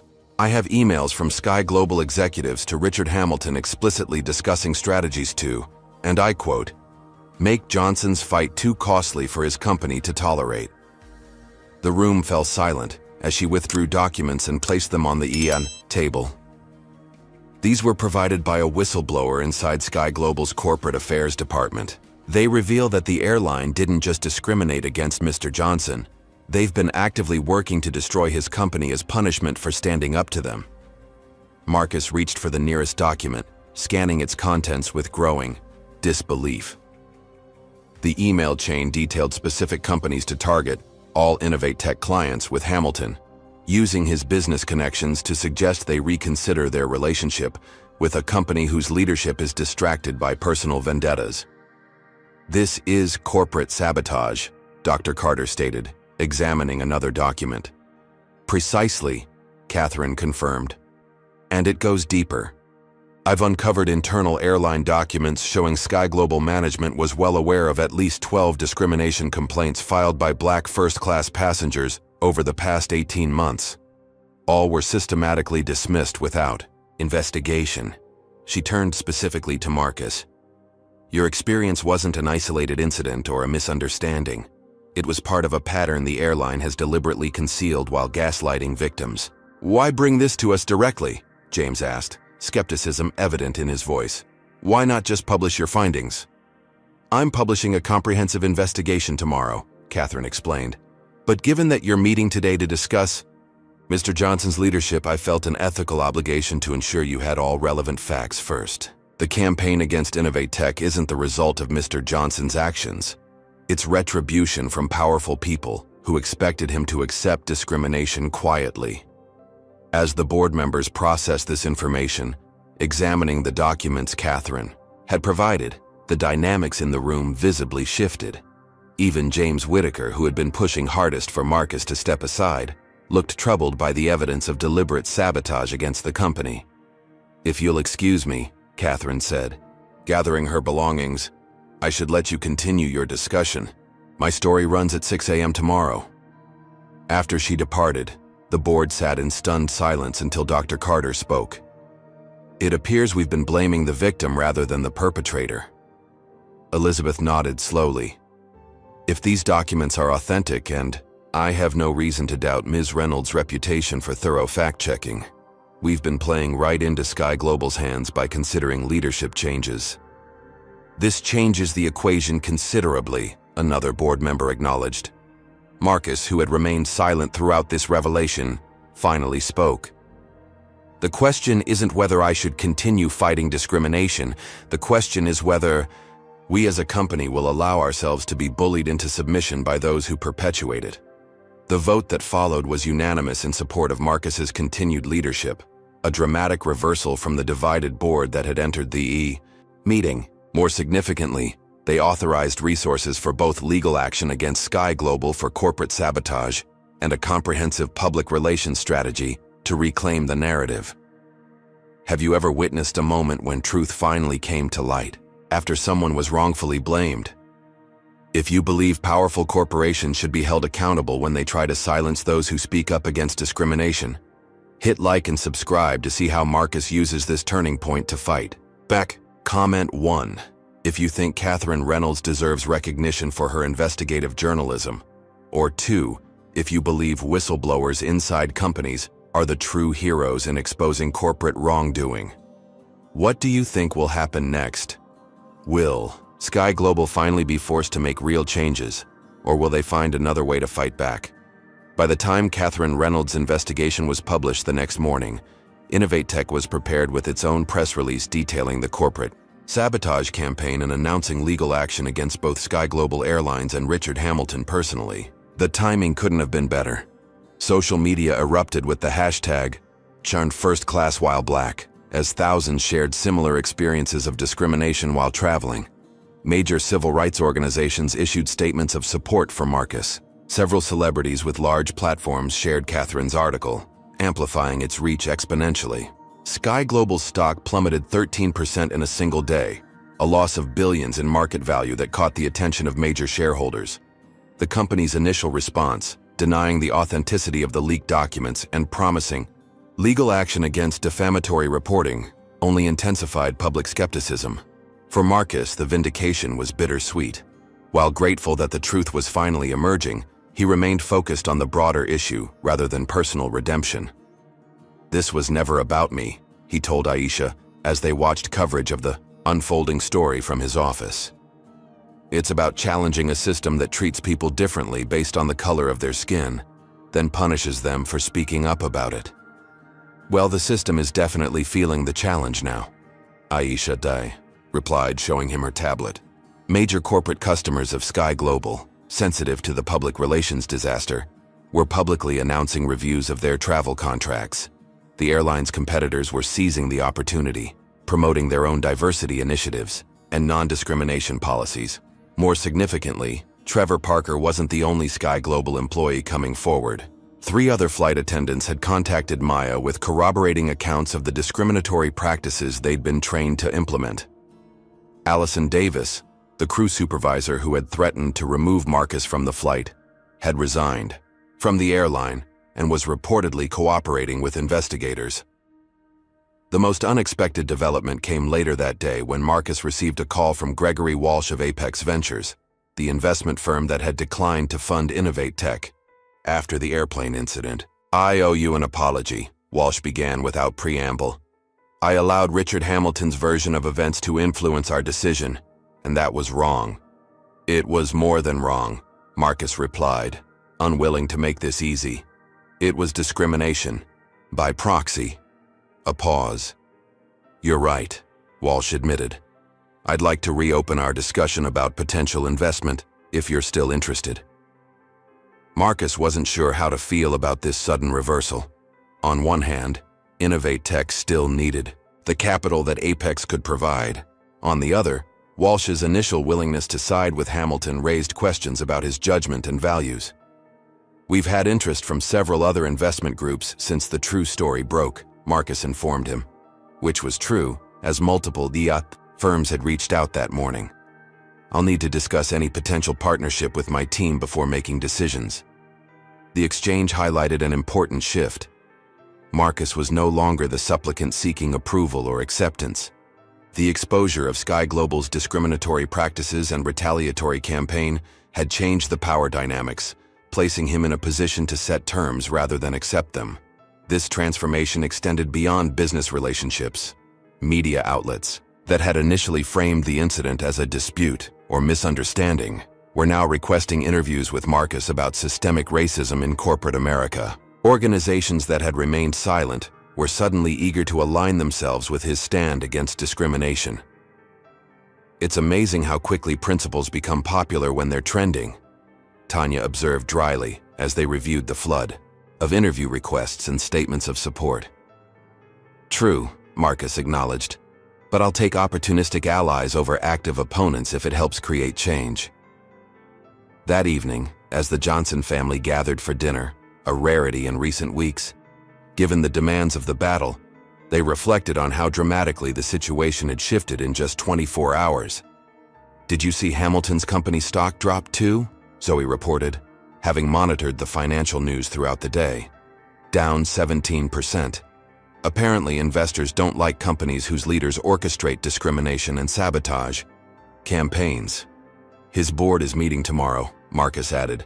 "Rumor has it they're discussing his future with the company." Malcolm looked up from his plate. "So you won?" Marcus considered the question carefully. "I wouldn't say that yet. Exposing wrongdoing isn't the same as creating lasting change. Sky Global hasn't implemented new policies or held anyone accountable.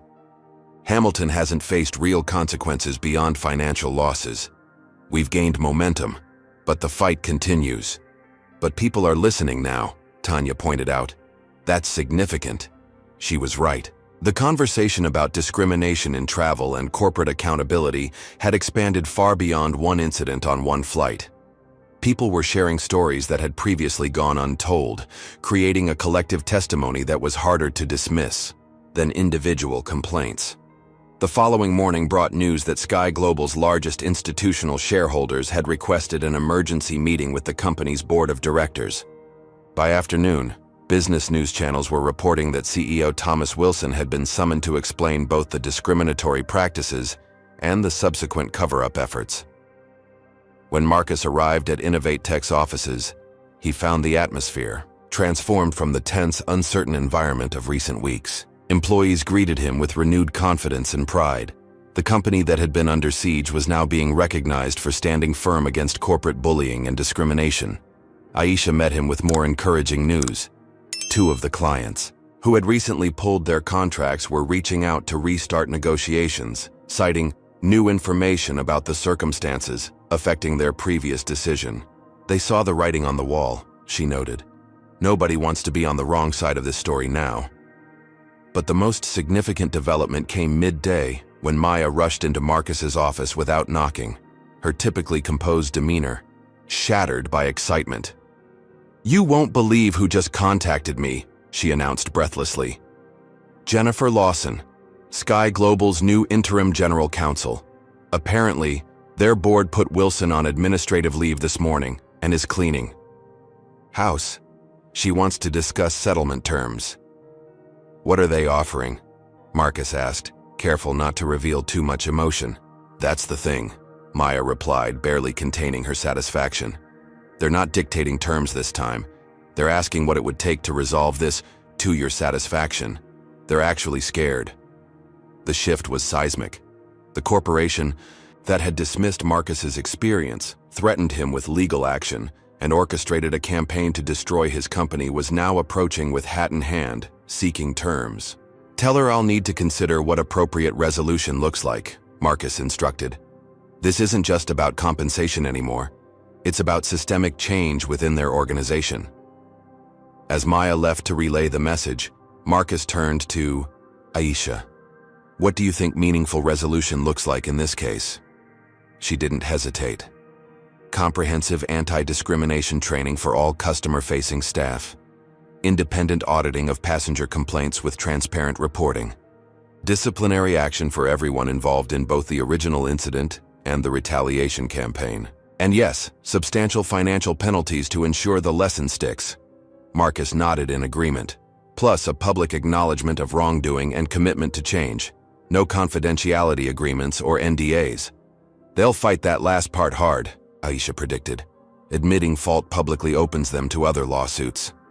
"That's exactly why it's necessary," Marcus countered. "If there are other victims, they deserve justice too." The negotiations with Sky Global's new leadership team began the following day and stretched over a week of intense discussions. As Aisha had predicted, the airline resisted public acknowledgement of wrongdoing, offering increasingly large financial settlements in exchange for confidentiality. Marcus remained firm. Accountability requires transparency. Private payments don't create public change. His stance was strengthened by continuing revelations.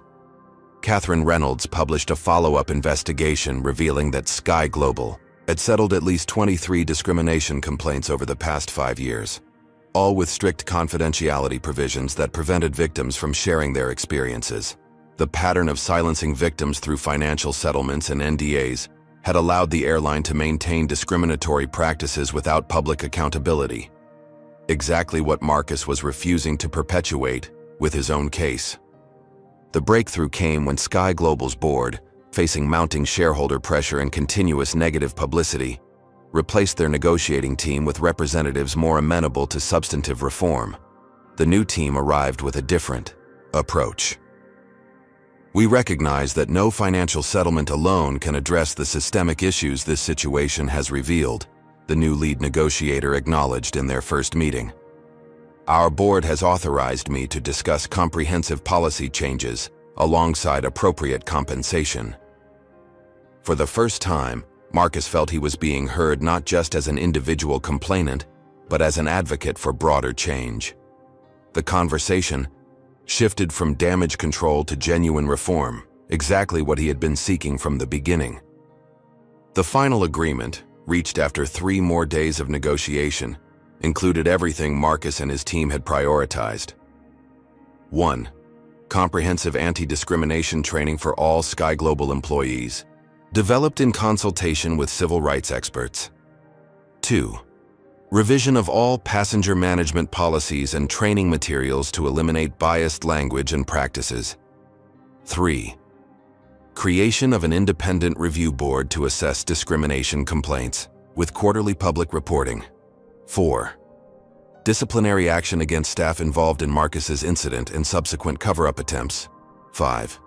A public statement acknowledging the airline's failure to properly address discrimination and committing to specific reform. 6. Financial compensation for Marcus, which he announced would be used to establish a foundation supporting victims of discrimination in travel and hospitality industries.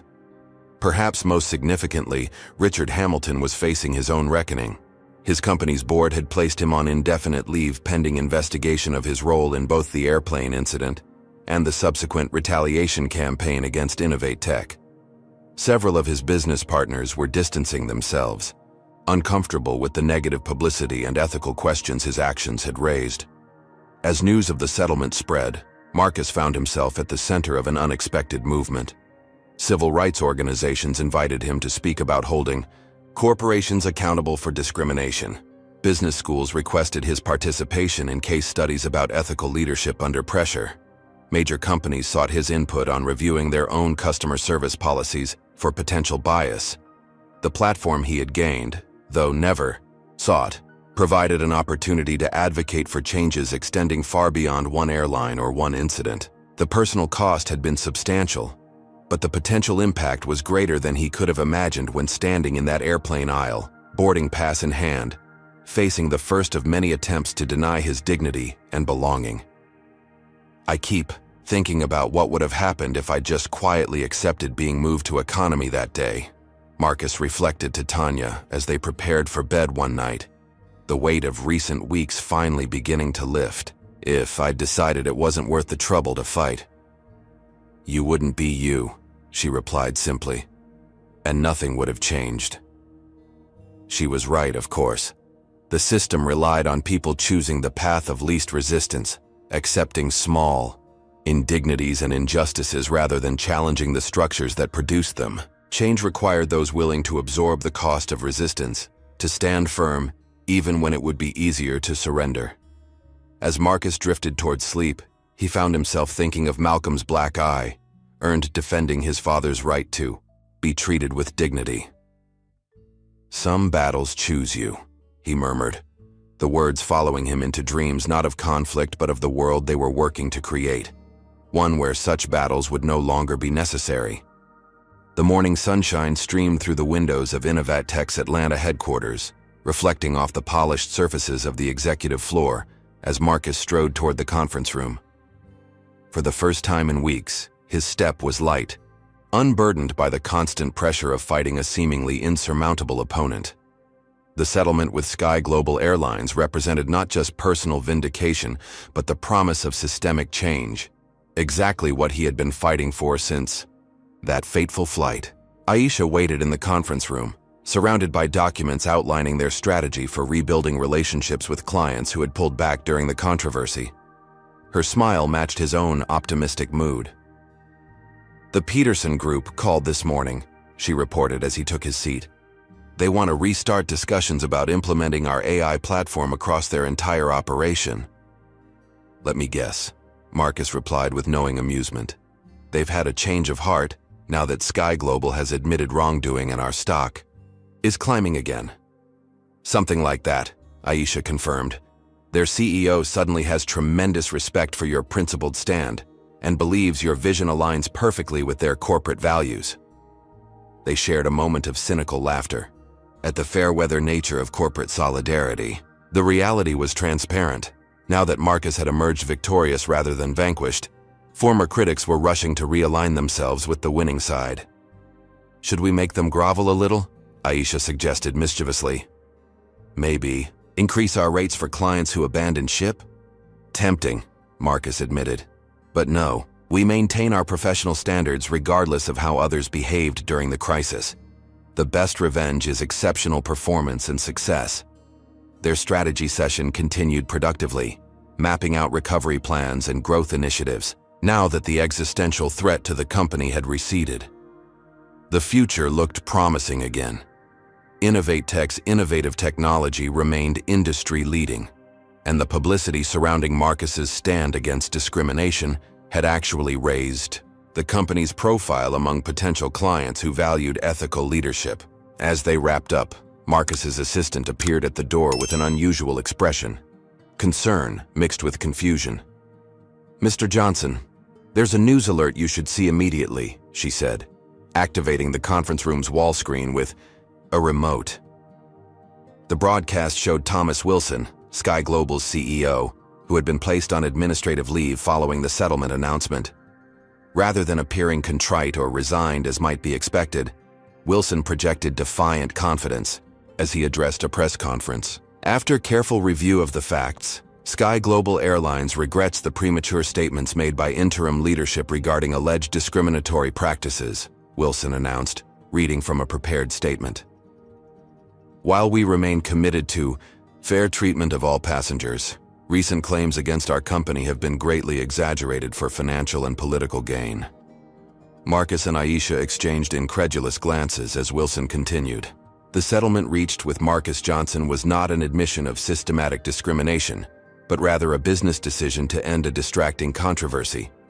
Mr. Johnson's experience, while unfortunate, was a service failure, not evidence of racial bias. "What the hell?" Aisha exclaimed. "They're completely walking back the settlement terms." Marcus watched in stunned silence as Wilson went further. "I have resumed my duties as CEO with the full support of our board, committed to protecting Sky Global's reputation against unfounded accusations. Our internal investigation has found no evidence of the discriminatory training practices alleged in recent media reports." The press conference concluded with Wilson announcing a defamation lawsuit against parties who have damaged our company's reputation through false claims, an obvious reference to Marcus, Catherine Reynolds, and possibly Trevor Parker and other whistleblowers. As the broadcast ended, Marcus's phone erupted with notifications, messages from Maya, Dr. Carter, board members and journalists seeking comment on this unexpected development. "How is this possible?" Aisha demanded, already typing furiously on her tablet. The settlement had clear terms acknowledging discriminatory practices. They can't just pretend it didn't happen. Marcus was asking himself the same question. The agreement they had negotiated had been clear and specific, with Sky Global committing to concrete actions to address discrimination. Yet here was Wilson, supposedly removed from leadership, not only back in charge but actively undermining everything they had achieved. Maya arrived minutes later, breathless and clutching legal documents. "The Sky Global board vote was reversed," she explained without preamble. "Hamilton pulled strings with major shareholders. They called an emergency meeting last night and reinstated Wilson by a narrow margin." "Can they legally repudiate a settlement they've already agreed to?" Marcus asked. "Not without consequences," Maya replied. "But they're clearly betting that a protracted legal battle will exhaust our resources and resolve. They're going back to their original strategy, make fighting them so costly that you'll eventually give up." Marcus absorbed this information with growing anger. Just when it seemed the battle was won, the opposition had regrouped and launched a counteroffensive. The brief period of vindication was evaporating, replaced by the prospect of an even more challenging fight ahead. "There's more," Maya continued grimly. "Hamilton has filed a personal defamation lawsuit against you, claiming you falsely accused him of racial discrimination and corporate sabotage. He's seeking $20 million in damages." The escalation was breathtaking in its audacity. After orchestrating discrimination and a retaliatory campaign against InnovateTech, Hamilton was now positioning himself as the victim, using the legal system as a weapon to silence Marcus. "They're not just fighting back," Aisha observed, scrolling through news updates on her tablet. "They're trying to rewrite the entire narrative. Look at this." She turned the screen toward Marcus, showing a business news site with the headline, "Aviation Industry Expert Questions Johnson's Account of Sky Global Incident." The article quoted an anonymous senior airline consultant, suggesting that Marcus had been argumentative and disruptive on the flight, necessitating his relocation to economy class. "They're going full scorched earth," Maya concluded. "Attacking your credibility, questioning your motives and trying to frame you as the aggressor rather than the victim. Marcus leaned back in his chair, processing the dramatic reversal of fortunes. After weeks of struggle leading to what had seemed like meaningful victory, they were now facing an even more aggressive opposition, determined to discredit everything they had accomplished. "What about Catherine Reynolds' reporting?" he asked. "The leaked documents proving discrimination? The whistleblower testimonies?" "They're claiming the documents were taken out of context or fabricated," Aisha replied, still scanning news updates. "And they're putting enormous pressure on current and former employees to recant or stay silent." The conference room door opened, again as Tanya arrived, having heard the news at her law firm. Her expression reflected the same disbelief and anger they all felt. "Hamilton's connections run deeper than we realized," she reported. "He's got ties to 3 members of Sky Global's board through other business ventures. This was coordinated, letting the settlement happen to calm public outrage, then countering once media attention had moved on. The strategy was as brilliant as it was unethical. Allow the appearance of accountability and reform just long enough for public interest to wane, then launch an aggressive counter-campaign to discredit accusers and re-establish the status quo." "So what do we do?" Aisha asked, the question hanging heavily in the air. Before Marcus could respond, his phone rang with a call from Elizabeth Vaughn. The board was requesting another emergency meeting in light of the new developments. The implication was clear. The renewed battle with Sky Global and Hamilton threatened to drag Innovate Tech back into the controversy, just as it was beginning to recover. As the day progressed, the counterattack intensified. Private investigators hired by Hamilton's legal team were contacting former Innovate Tech employees, seeking damaging information about Marcus's management style and business practices. Media outlets sympathetic to Sky Global ran stories questioning whether claims of discrimination were being weaponized to extract settlements from corporations. Most disturbing of all, Trevor Parker, whose courageous decision to share internal documents had been crucial in exposing Sky Global's discriminatory practices, had recanted his testimony. In a stiff, clearly coached statement, he claimed he had misunderstood the airline's policies and had been unduly influenced by the media narrative surrounding the incident. "They got to him," Maya concluded after watching Parker's statement. "Probably threatened his future employment prospects in the industry." By the time the Innovate Tech board convened late that afternoon, the situation had deteriorated further. Hamilton's legal team had filed motions to freeze certain company assets pending resolution of his defamation claim. 2 more media outlets had run stories questioning Marcus's account of the original incident. Sky Global had announced a new passenger respect initiative designed to demonstrate their commitment to fair treatment, a transparent attempt to appear responsive while actually denying any previous discrimination. The board meeting began with a somber assessment of these developments and their potential impact on Innovate Tech's recovery. While individual members expressed personal support for Marcus, the business concerns were undeniable.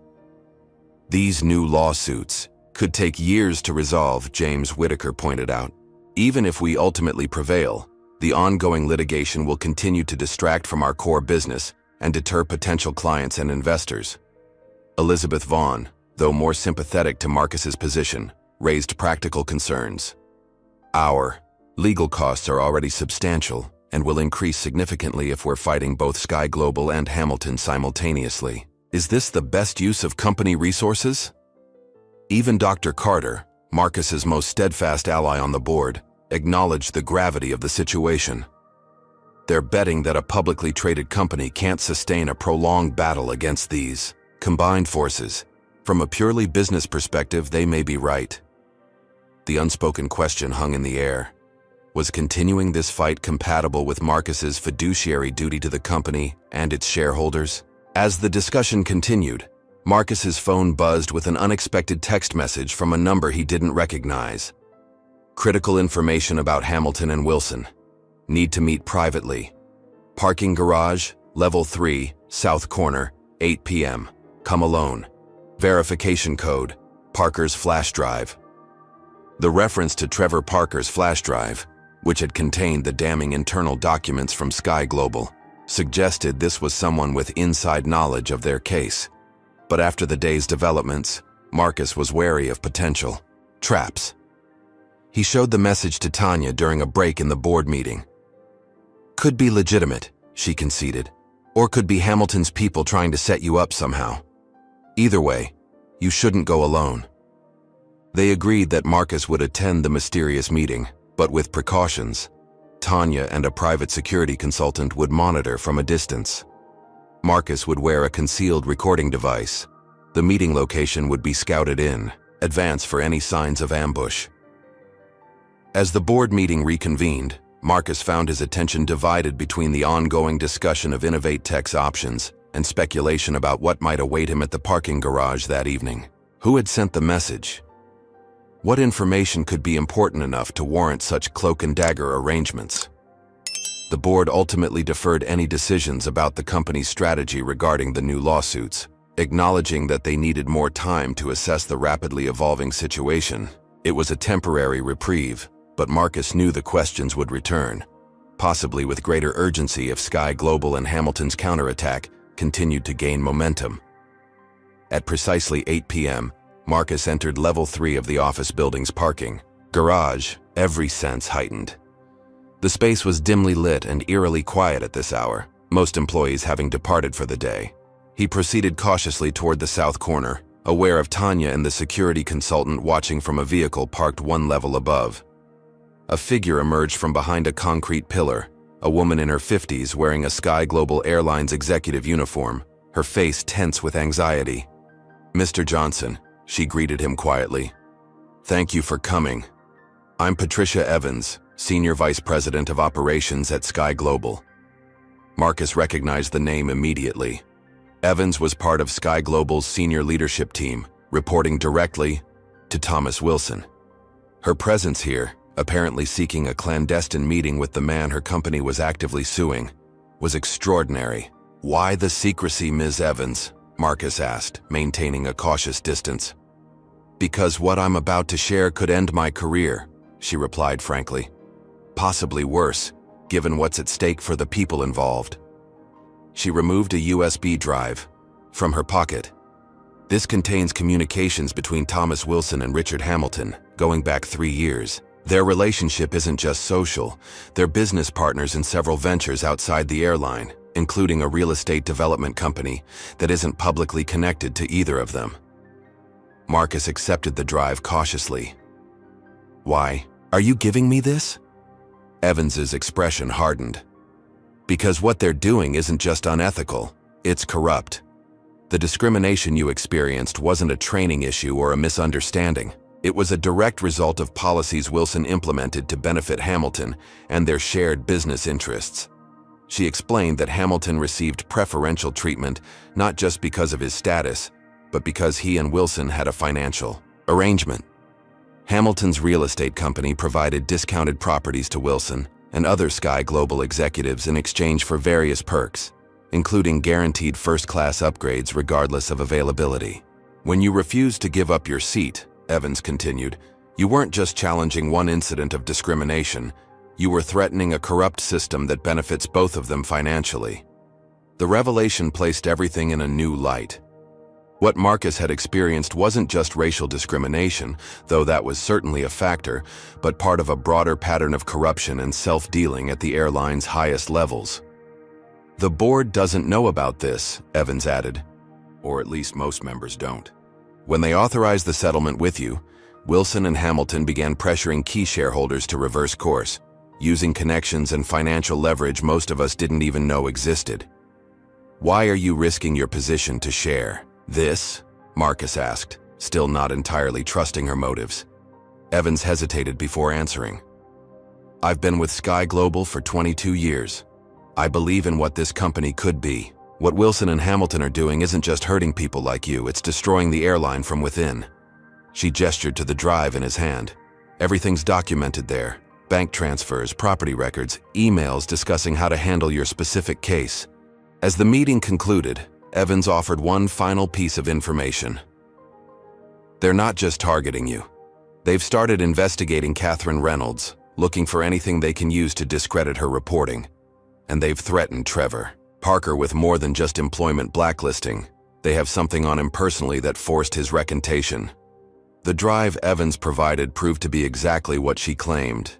A comprehensive record of corruption, self-dealing, and cover-up efforts extending far beyond Marcus's individual case. Working through the night with Maya and a trusted data security expert, they verified the authenticity of the documents and began mapping out their implications. By morning, they had outlined a strategy that would transform their defense against Sky Global and Hamilton into a counter-offensive targeting the corrupt relationship at the heart of both the original discrimination and the subsequent retaliation campaign. "This changes everything," Maya observed as they prepared for an early call with Catherine Reynolds to share the new evidence. They thought they were fighting a discrimination case they could eventually discredit. They have no idea we're about to expose a years-long pattern of corporate corruption. For the first time since Wilson's shocking press conference, Marcus felt the momentum shifting back in their favor. The battle wasn't over. Far from it. But they now possessed information that could fundamentally alter its trajectory. As he headed home to shower and change before the day's meetings, Marcus reflected on the unpredictable path this fight had taken. What had begun as a personal stand against discrimination had evolved into something much larger, an exposure of how racial bias, corporate corruption, and abuse of power were intertwined in ways that affected countless people beyond himself. The counterattack had been fierce, but it had also revealed the true nature of the system they were fighting and provided the very weapons they would need to dismantle it. The gleaming conference room on the 40th floor of Atlanta's premier legal offices hummed with tension as Marcus faced the most critical meeting of his professional life. Innovate Tech's entire board of directors had assembled for what had been described as an existential decision point following the explosive revelations from Patricia Evans' USB drive. Elizabeth Vaughn called the meeting to order with uncharacteristic solemnity. "Before we begin formal discussions, I want to acknowledge the extraordinary circumstances that bring us together today. The evidence Mr. Johnson has obtained regarding Sky Global's leadership presents both opportunity and significant risk for Innovate Tech." James Whitaker, long the most skeptical board member regarding Marcus's battle, leaned forward.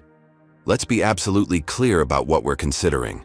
Using this information doesn't just continue our existing conflict with Sky Global.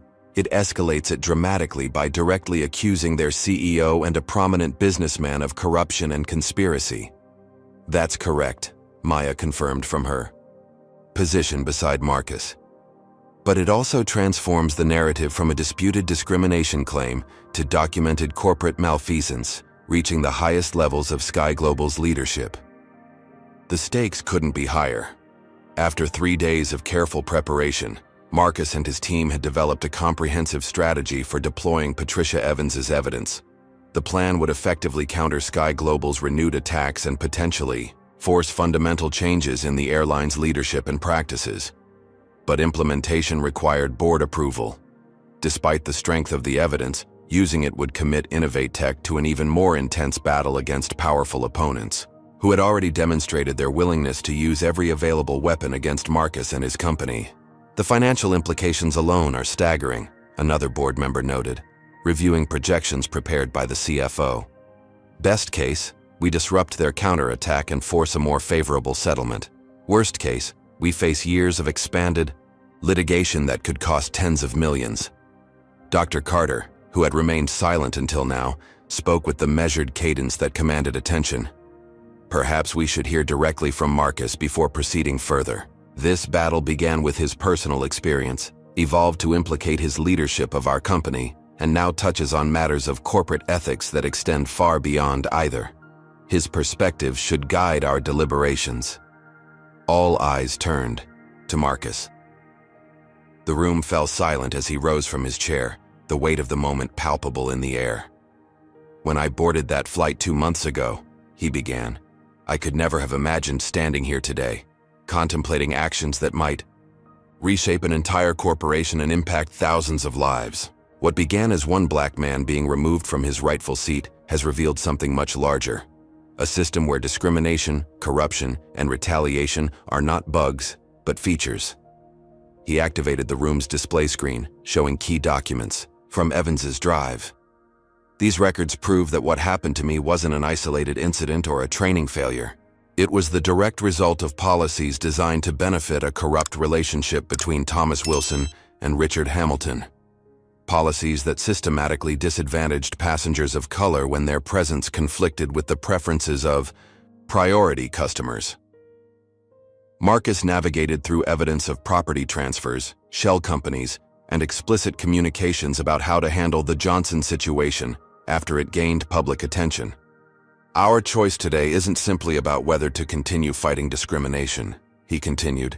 It's about whether we will allow powerful individuals to use their positions to punish those who challenge corrupt systems, whether we'll permit them to weaponize their resources to silence opposition and maintain the status quo. The presentation continued for nearly an hour, as Marcus outlined both the evidence itself and the strategic plan his team had developed for its deployment. The approach was comprehensive. Legal action targeting both corporate and personal liability for Wilson and Hamilton, regulatory complaints highlighting violations of SEC disclosure requirements, media strategy leveraging Catherine Reynolds's investigative expertise, and outreach to Sky Global board members unaware of the corruption at the company's highest levels. When he concluded, the board's reactions ranged from stunned silence to visible outrage at what the evidence revealed. The systematic nature of the corruption, combined with the explicit targeting of Marcus and Innovatech in retaliation for challenging it, painted a picture far more damning than even the original discrimination claim. Elizabeth was the first to respond. I think I speak for many of us when I say the scope of what you've uncovered exceeds anything we anticipated. This isn't just about your experience on that flight anymore. It's about corporate governance, securities violations, and potentially criminal conspiracy. Which is precisely why we need to proceed with extreme caution, James countered.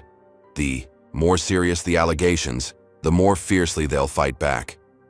We have a responsibility to this company and its shareholders to consider whether this battle, however justified, serves Innovatech's interests.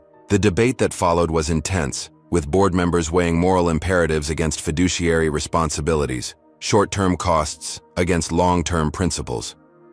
Throughout the discussion, Marcus listened carefully, recognizing that while he had initiated this fight, its continuation now affected everyone connected to the company he had built. Just as the conversation seemed to be circling without resolution, the conference room door opened unexpectedly. Heads turned as Zoe Johnson, Marcus's 16-year-old daughter, entered, followed by an apologetic assistant who had clearly been unable to prevent her unscheduled appearance. "I'm sorry to interrupt," Zoe said, her voice steady despite the intimidating setting. "But I need to speak to the board before you vote." Marcus started to rise, to explain that this wasn't the appropriate time or place, but Dr. Carter raised a hand to stop him. "I'd like to hear what Ms. Johnson has to say," the elder board member declared. "Sometimes wisdom comes from unexpected sources." With the board's attention now fixed on her, Zoe took a deep breath. "You're all discussing whether my dad should continue fighting against people who discriminated against him, then tried to destroy his company for speaking up about it. You're talking about it like it's just a business decision, weighing costs and benefits as if there's a spreadsheet that can tell you what's right." Her directness commanded the room's attention. This wasn't a child interrupting adult business, but a young woman speaking with moral clarity about matters that affected her family directly. "I've watched my father struggle with this decision every day," she continued. "I've seen him question whether standing up for what's right is worth the cost to his company, his reputation, our family's safety. I've listened to him on the phone, with investors who suddenly developed concerns after being perfectly happy with his leadership for years." Zoe looked around the table, meeting each board member's eyes in turn. "But here's what you might not understand. For black kids like me and my brother, watching our father accept discrimination to protect his business would teach us a lesson too. That our dignity has a price tag. That standing up against injustice is only acceptable when it's convenient, and doesn't threaten the status quo." The room fell silent as her words landed with undeniable impact. In that moment, the abstract discussion of corporate strategy and legal risk became concrete and personal. Not just about Marcus Johnson, CEO, but about a father showing his children what courage looked like in the face of systemic injustice. "My dad built this company to create something meaningful, not just to make money," Zoe concluded. If Innovatech abandons this fight now, you might protect short-term profits, but you'll lose something far more valuable, the integrity that made this company worth building in the first place. With that, she nodded respectfully to the board and turned to leave. Marcus met her eyes as she passed, his expression conveying pride beyond words. After the door closed behind her, Dr. Carter broke the silence. I believe Ms. Johnson has provided the perspective we needed. This is indeed a business decision, but one that must account for values that don't appear on balance sheets: integrity, justice, and the courage to stand against corruption, even when doing so carries cost. The vote that followed was unanimous in support of Marcus's proposed strategy, a dramatic shift from the divided board that had begun the meeting. Whatever the outcome of the battle ahead, Innovatech would face it united behind its founders' principled stand. As board members departed, Elizabeth lingered to speak with Marcus privately. Your daughter is remarkable, she observed. She cut through hours of corporate deliberation with 2 minutes of moral clarity. She gets that from her mother, Marcus replied with a small smile. Perhaps, Elizabeth acknowledged, but she also learned it from watching you these past weeks. Whatever happens next, remember that lesson may be the most important outcome of this entire ordeal. The implementation of their strategy began immediately. Catherine Reynolds received exclusive access to key documents proving the corrupt relationship between Wilson and Hamilton, with her investigative report scheduled to publish in 48 hours.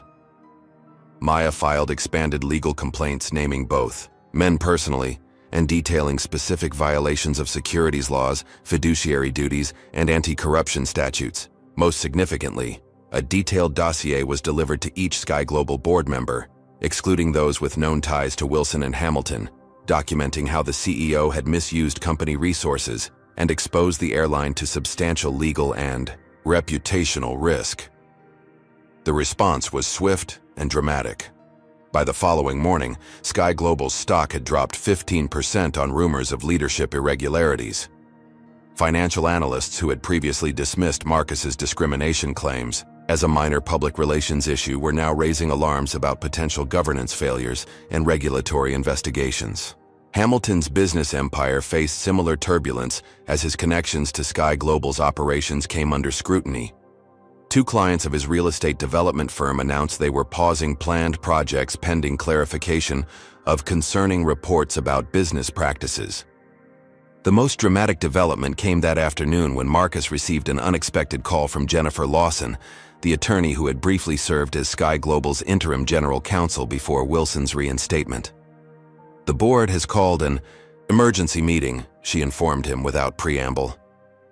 Several members were blindsided by the evidence you provided and are demanding explanations Wilson can't provide. They've asked if you would be willing to address them directly tomorrow morning. The invitation was unprecedented, the target of ongoing litigation being asked to speak directly to the board of his corporate opponent. After consulting with Maya, Marcus agreed, recognizing the potential for resolution that would address the structural issues rather than merely settle his individual claim. The following morning found Marcus in Sky Global's corporate headquarters, a glass and steel monument to air travel adorned with the company's logo and heritage. The contrast between this visit and his treatment on their aircraft 2 months earlier wasn't lost on him as he was escorted to the executive floor with deferential courtesy. The boardroom projected power and tradition, with model aircraft from throughout the airline's history displayed in illuminated cases along one wall. 9 board members sat around a massive table, their expressions ranging from openly hostile to cautiously neutral. Thomas Wilson was conspicuously absent, having been asked to recuse himself from this particular meeting. Board Chair Eleanor Richardson, a distinguished former federal judge whose reputation for integrity had initially made her appointment surprising for a company with Sky Global's issues, opened the proceedings. Mr. Johnson, thank you for agreeing to meet with us under these extraordinary circumstances. We've reviewed the materials you provided and have serious concerns about their implications for our company. We've invited you here to understand directly from you what resolution you believe would appropriately address both your individual experience and the broader issues these documents have revealed. It was the opening Marcus had hoped for, not a defensive negotiation, but an opportunity to advocate for meaningful change. For the next hour, he outlined not just the discrimination he had experienced, but the systematic problems it represented, supported by the evidence Patricia Evans had provided. "The issue isn't just that I was removed from my seat," he explained, displaying the internal training materials that revealed biased assumptions about who belonged in premium cabins. "It's that your company created systems that predictably produced discriminatory outcomes, then attacked those who dared to challenge those systems." The most damning evidence came in the form of emails between Wilson and Hamilton discussing how to handle the Johnson situation after it gained public attention. Far from showing concern about potential discrimination, the communications revealed their primary focus was protecting their business relationship and retaliating against Marcus for refusing to accept the initial token compensation offer. "These aren't the actions of leaders who made a mistake and wish to correct it," Marcus noted. "They're the actions of individuals using corporate resources to punish someone for challenging practices that benefited them personally at the expense of your passengers, your employees, and ultimately your shareholders." Several board members appeared genuinely disturbed by the evidence, particularly those who had apparently been kept in the dark about Wilson's relationship with Hamilton and the coordinated campaign against Innovate Tech. Others remained skeptical, questioning the provenance of the documents and suggesting they might be taken out of context. "What exactly are you seeking, Mr. Johnson?" one director asked bluntly. "A larger settlement? Public apology? What would resolve this situation from your perspective?" The question represented exactly the mindset Marcus was trying to change, the assumption that every complaint could be resolved with sufficient money or performative contrition rather than structural reform. "What I'm seeking isn't primarily about me," he replied. "It's about ensuring no other passenger faces what I experienced, and no other person or company who challenges discrimination faces the retaliation campaign Innovate Tech has endured." He outlined specific changes needed: removal of leaders who had participated in discrimination and retaliation, comprehensive reform of training and passenger treatment policies, independent auditing of future complaints, and perhaps most importantly, abandonment of the practice of using NDAs and confidential settlements to silence victims of discrimination. "The problem isn't just individual bad actors," Marcus emphasized. "It's systems designed to protect those in power rather than ensure equal treatment. Meaningful resolution requires changing those systems, not just compensating individual victims while keeping the machinery of discrimination intact." As the meeting approached its conclusion, Chair Richardson asked a final question that cut to the heart of the matter. "If the board were to implement the changes you've outlined, including leadership accountability, would you be willing to work collaboratively toward resolution rather than continuing an adversarial legal approach?" It was the opening Marcus had hoped for, an indication that at least some board members recognized the need for fundamental change rather than mere damage control. "Absolutely," he confirmed. "My goal has never been to damage Sky Global or extract maximum penalties. It's been to create meaningful change that ensures what happened to me doesn't happen to others. If the board commits to that same goal, I believe we can find a path forward that serves justice while allowing both our organizations to move beyond this conflict." As Marcus departed the meeting, he had no illusions about the battle still ahead. Wilson and Hamilton would fight ferociously to protect themselves, using every resource at their disposal. Some board members clearly remained skeptical or outright hostile to his claims, despite the evidence presented. But for the first time, he sensed genuine possibility for the kind of structural change he had been seeking since that moment on the plane when dignity and belonging were denied based on the color of his skin. The confrontation had moved from individual grievance to corporate accountability, creating space for transformation that individual litigation alone might never have achieved. That evening, as Marcus briefed his team on the board meeting, breaking news flashed across their screens. Sky Global Airlines had announced the immediate removal of Thomas Wilson as CEO pending investigation of serious allegations regarding abuse of position and conflict of interest. The board had appointed an interim leadership team and engaged an independent law firm to conduct a comprehensive review of the company's practices regarding passenger treatment and complaint handling. Simultaneously, Richard Hamilton's company issued a statement that he would be taking a leave of absence to address personal matters, with day-to-day operations transferring to his executive team. The coordinated timing of the announcements suggested the beginning of damage control efforts by both organizations. "They're cutting them loose," Aisha observed, the significance of the development evident in her voice. "The boards are trying to contain the damage by isolating Wilson and Hamilton." "It's a start," Marcus acknowledged, "but only that. Removing individual leaders without addressing the systems they created won't prevent similar problems in the future." The real test would come in the days ahead as both companies moved beyond initial crisis management to more substantive responses. Would they commit to meaningful reform or simply replace the most visible problems while maintaining the underlying structures that enable discrimination and retaliation?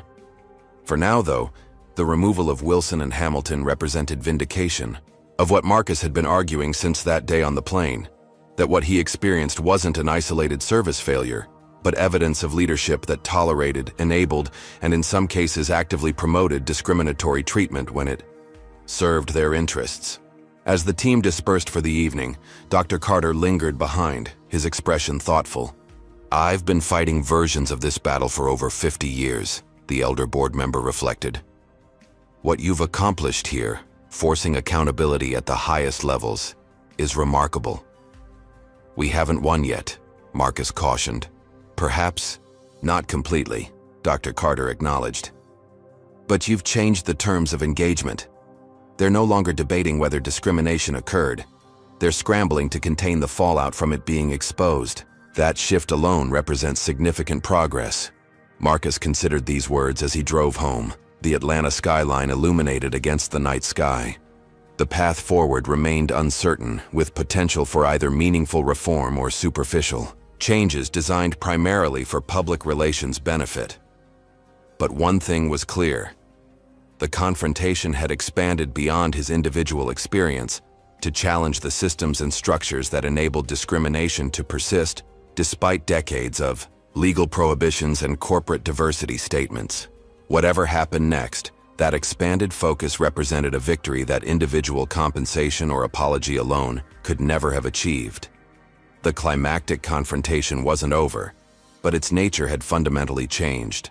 From one man seeking justice to a systemic challenge that neither Sky Global nor corporations like it could easily dismiss or deflect.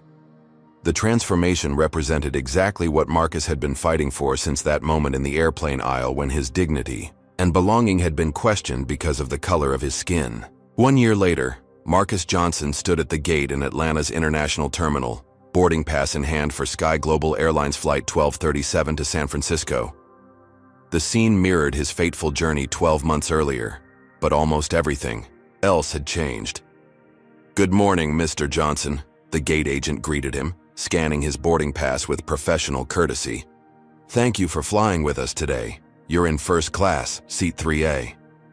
The simple transaction, being acknowledged, having his documentation accepted without question, proceeding to his assigned seat without challenge, represented the most basic level of dignity and respect that all passengers deserved. Yet Marcus knew better than most how easily such fundamentals could be denied based on unconscious bias or explicit discrimination. As he settled into his first-class seat, a flight attendant approached with genuine warmth. "Mr. Johnson, welcome aboard. Can I offer you a pre-departure beverage?" Marcus recognized her, Allison Davis, the crew supervisor who had threatened to remove him from the aircraft during the original incident. Her presence was no coincidence. It was part of the comprehensive settlement agreement finalized 6 months earlier after intense negotiation between Innovate Tech, Sky Global's new leadership, and regulatory authorities. "Sparkling water would be fine, Ms. Davis," he replied. "How has the new training program been going?" Her expression reflected both discomfort and determination, the complex emotions of someone confronting past mistakes while working toward redemption. "It's been enlightening," she admitted, "challenging but necessary."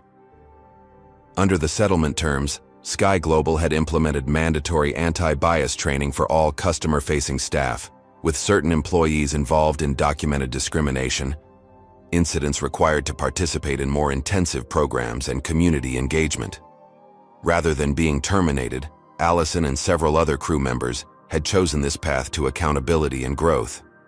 "I appreciate your commitment to the process," Marcus told her sincerely. "Real change happens when people are willing to examine uncomfortable truths and adjust their perspective."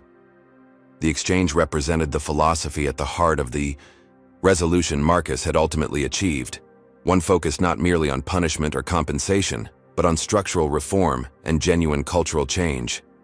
The journey to this moment had been neither simple nor straightforward.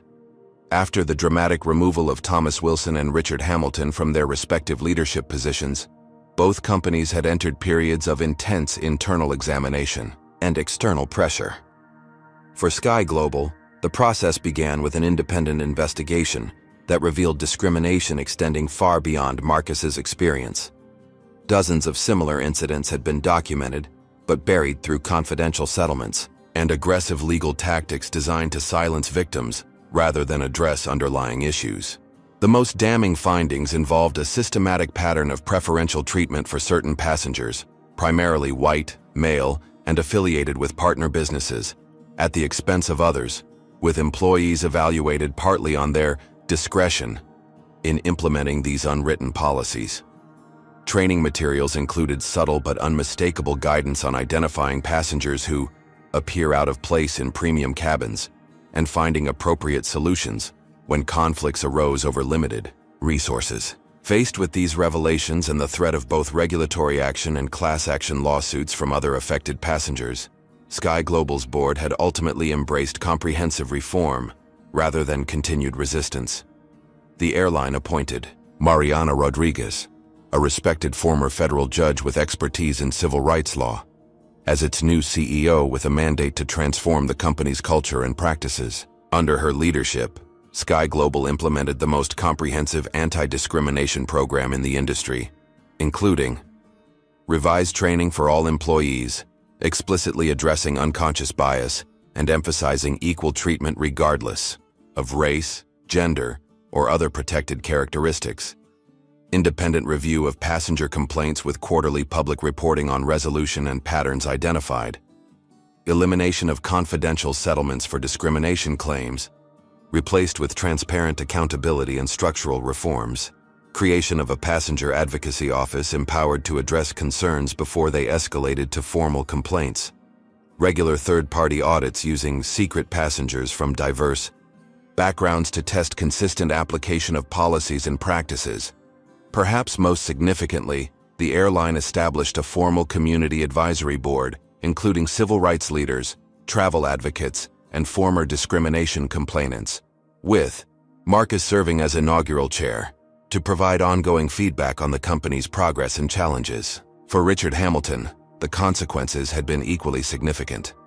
The exposure of his corrupt relationship with Wilson had triggered investigations into his broader business practices, revealing patterns of discrimination and questionable ethics extending far beyond the airline incident. Major clients had withdrawn from projects, partnerships had dissolved, and his once formidable influence had crumbled as former allies distanced themselves from the controversy.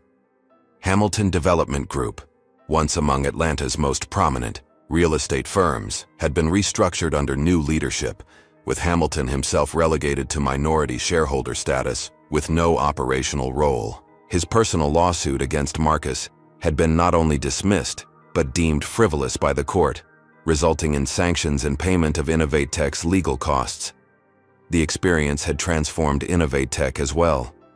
The company had emerged from the controversy stronger and more focused on its core mission of developing technology that expanded opportunities rather than reinforcing existing disparities. The publicity surrounding Marcus's stand against discrimination had attracted both clients and talent committed to ethical business practices, more than offsetting the losses from those who had withdrawn during the height of the conflict.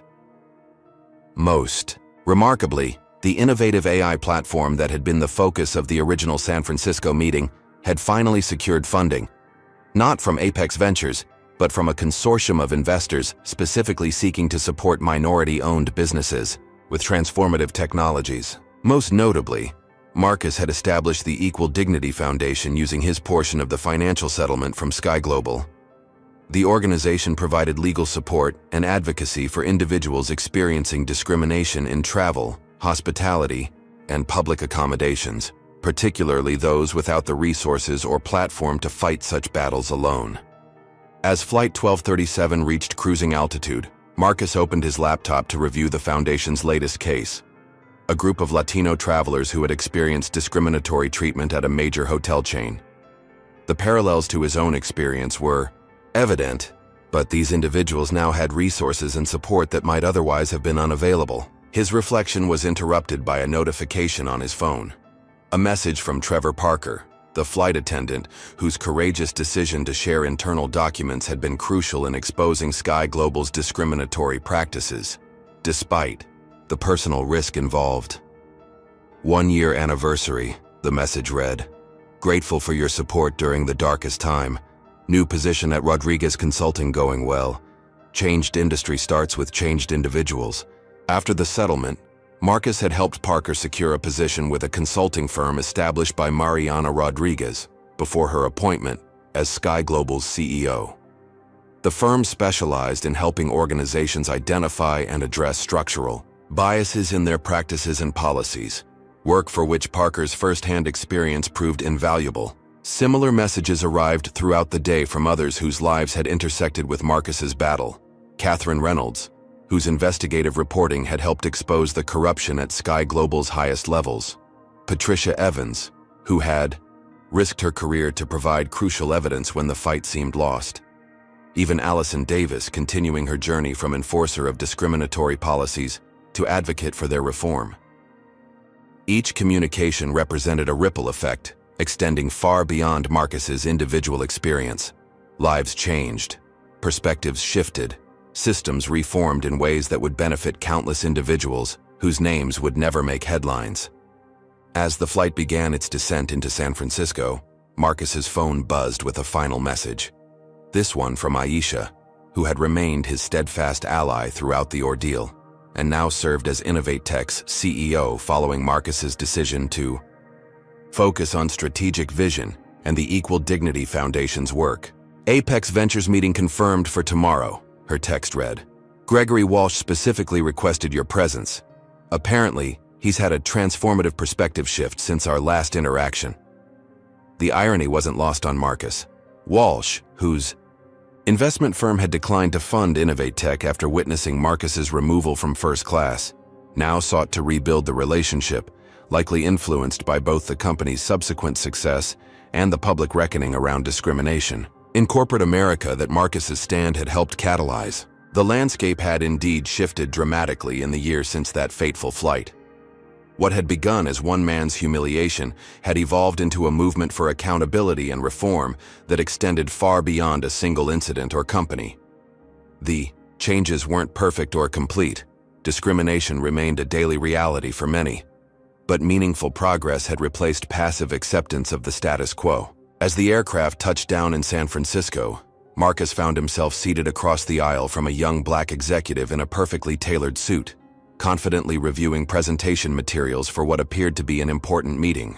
Their eyes met briefly in silent recognition, not of personal acquaintance but of shared experience navigating spaces where their belonging had often been questioned. In that moment, Marcus realized that perhaps the most significant outcome of his year-long battle wasn't the policy changes, legal victories, or personal vindication, but the example it provided for others facing similar challenges. By refusing to accept discrimination as the cost of success in America, he had helped expand the possibilities for dignity and equal treatment, not just for himself but for countless others whose stories intersected with his own. The true resolution wasn't a point in time, but an ongoing process of transformation. Individual hearts and minds, corporate policies and practices, societal expectations and norms. The work would continue long after the headlines faded and public attention shifted elsewhere. As Marcus exited the plane, he noticed a group of young flight attendants in training observing the deplaning process. Their diversity stood in stark contrast to the homogeneous crews he had encountered throughout much of his business travel career. One trainee, a young black woman with natural hair and quiet confidence, caught his eye and nodded slightly, perhaps recognizing him from media coverage or simply acknowledging a fellow traveler. In that simple exchange lay the promise of progress, not the elimination of all discrimination or the perfect resolution of complex social challenges, but the steady, determined expansion of dignity and belonging for all people, regardless of their appearance, background, or identity. Marcus returned the nod, carrying with him the knowledge that his refusal to surrender his seat, both literally and metaphorically, had contributed to creating space for others to occupy their rightful places without question or challenge. It wasn't the end of the journey, but a meaningful milestone along the path toward the more just and equitable society they continued to pursue. One seat, one policy, one transformed perspective at a time. Have you ever stood up against injustice and seen how one person's courage can create ripple effects far beyond what they imagined? This story shows how refusing to accept discrimination can lead to meaningful change that impacts countless lives. If you found Marcus's journey inspiring, please hit that like button and subscribe to hear more powerful stories of courage and transformation. Drop a comment sharing your own experience standing up for what's right, or how this story impacted you. And don't forget to share this video with someone who needs to be reminded that fighting for justice, even when it's difficult, is always worth it. Thank you for joining me on this journey. Until next time, remember that change begins with one person refusing to accept the unacceptable. Marcus Johnson's story teaches us that confronting racism requires both personal courage and strategic persistence. When faced with discrimination, the easiest path is often silence, accepting the injustice to avoid conflict and preserve comfort.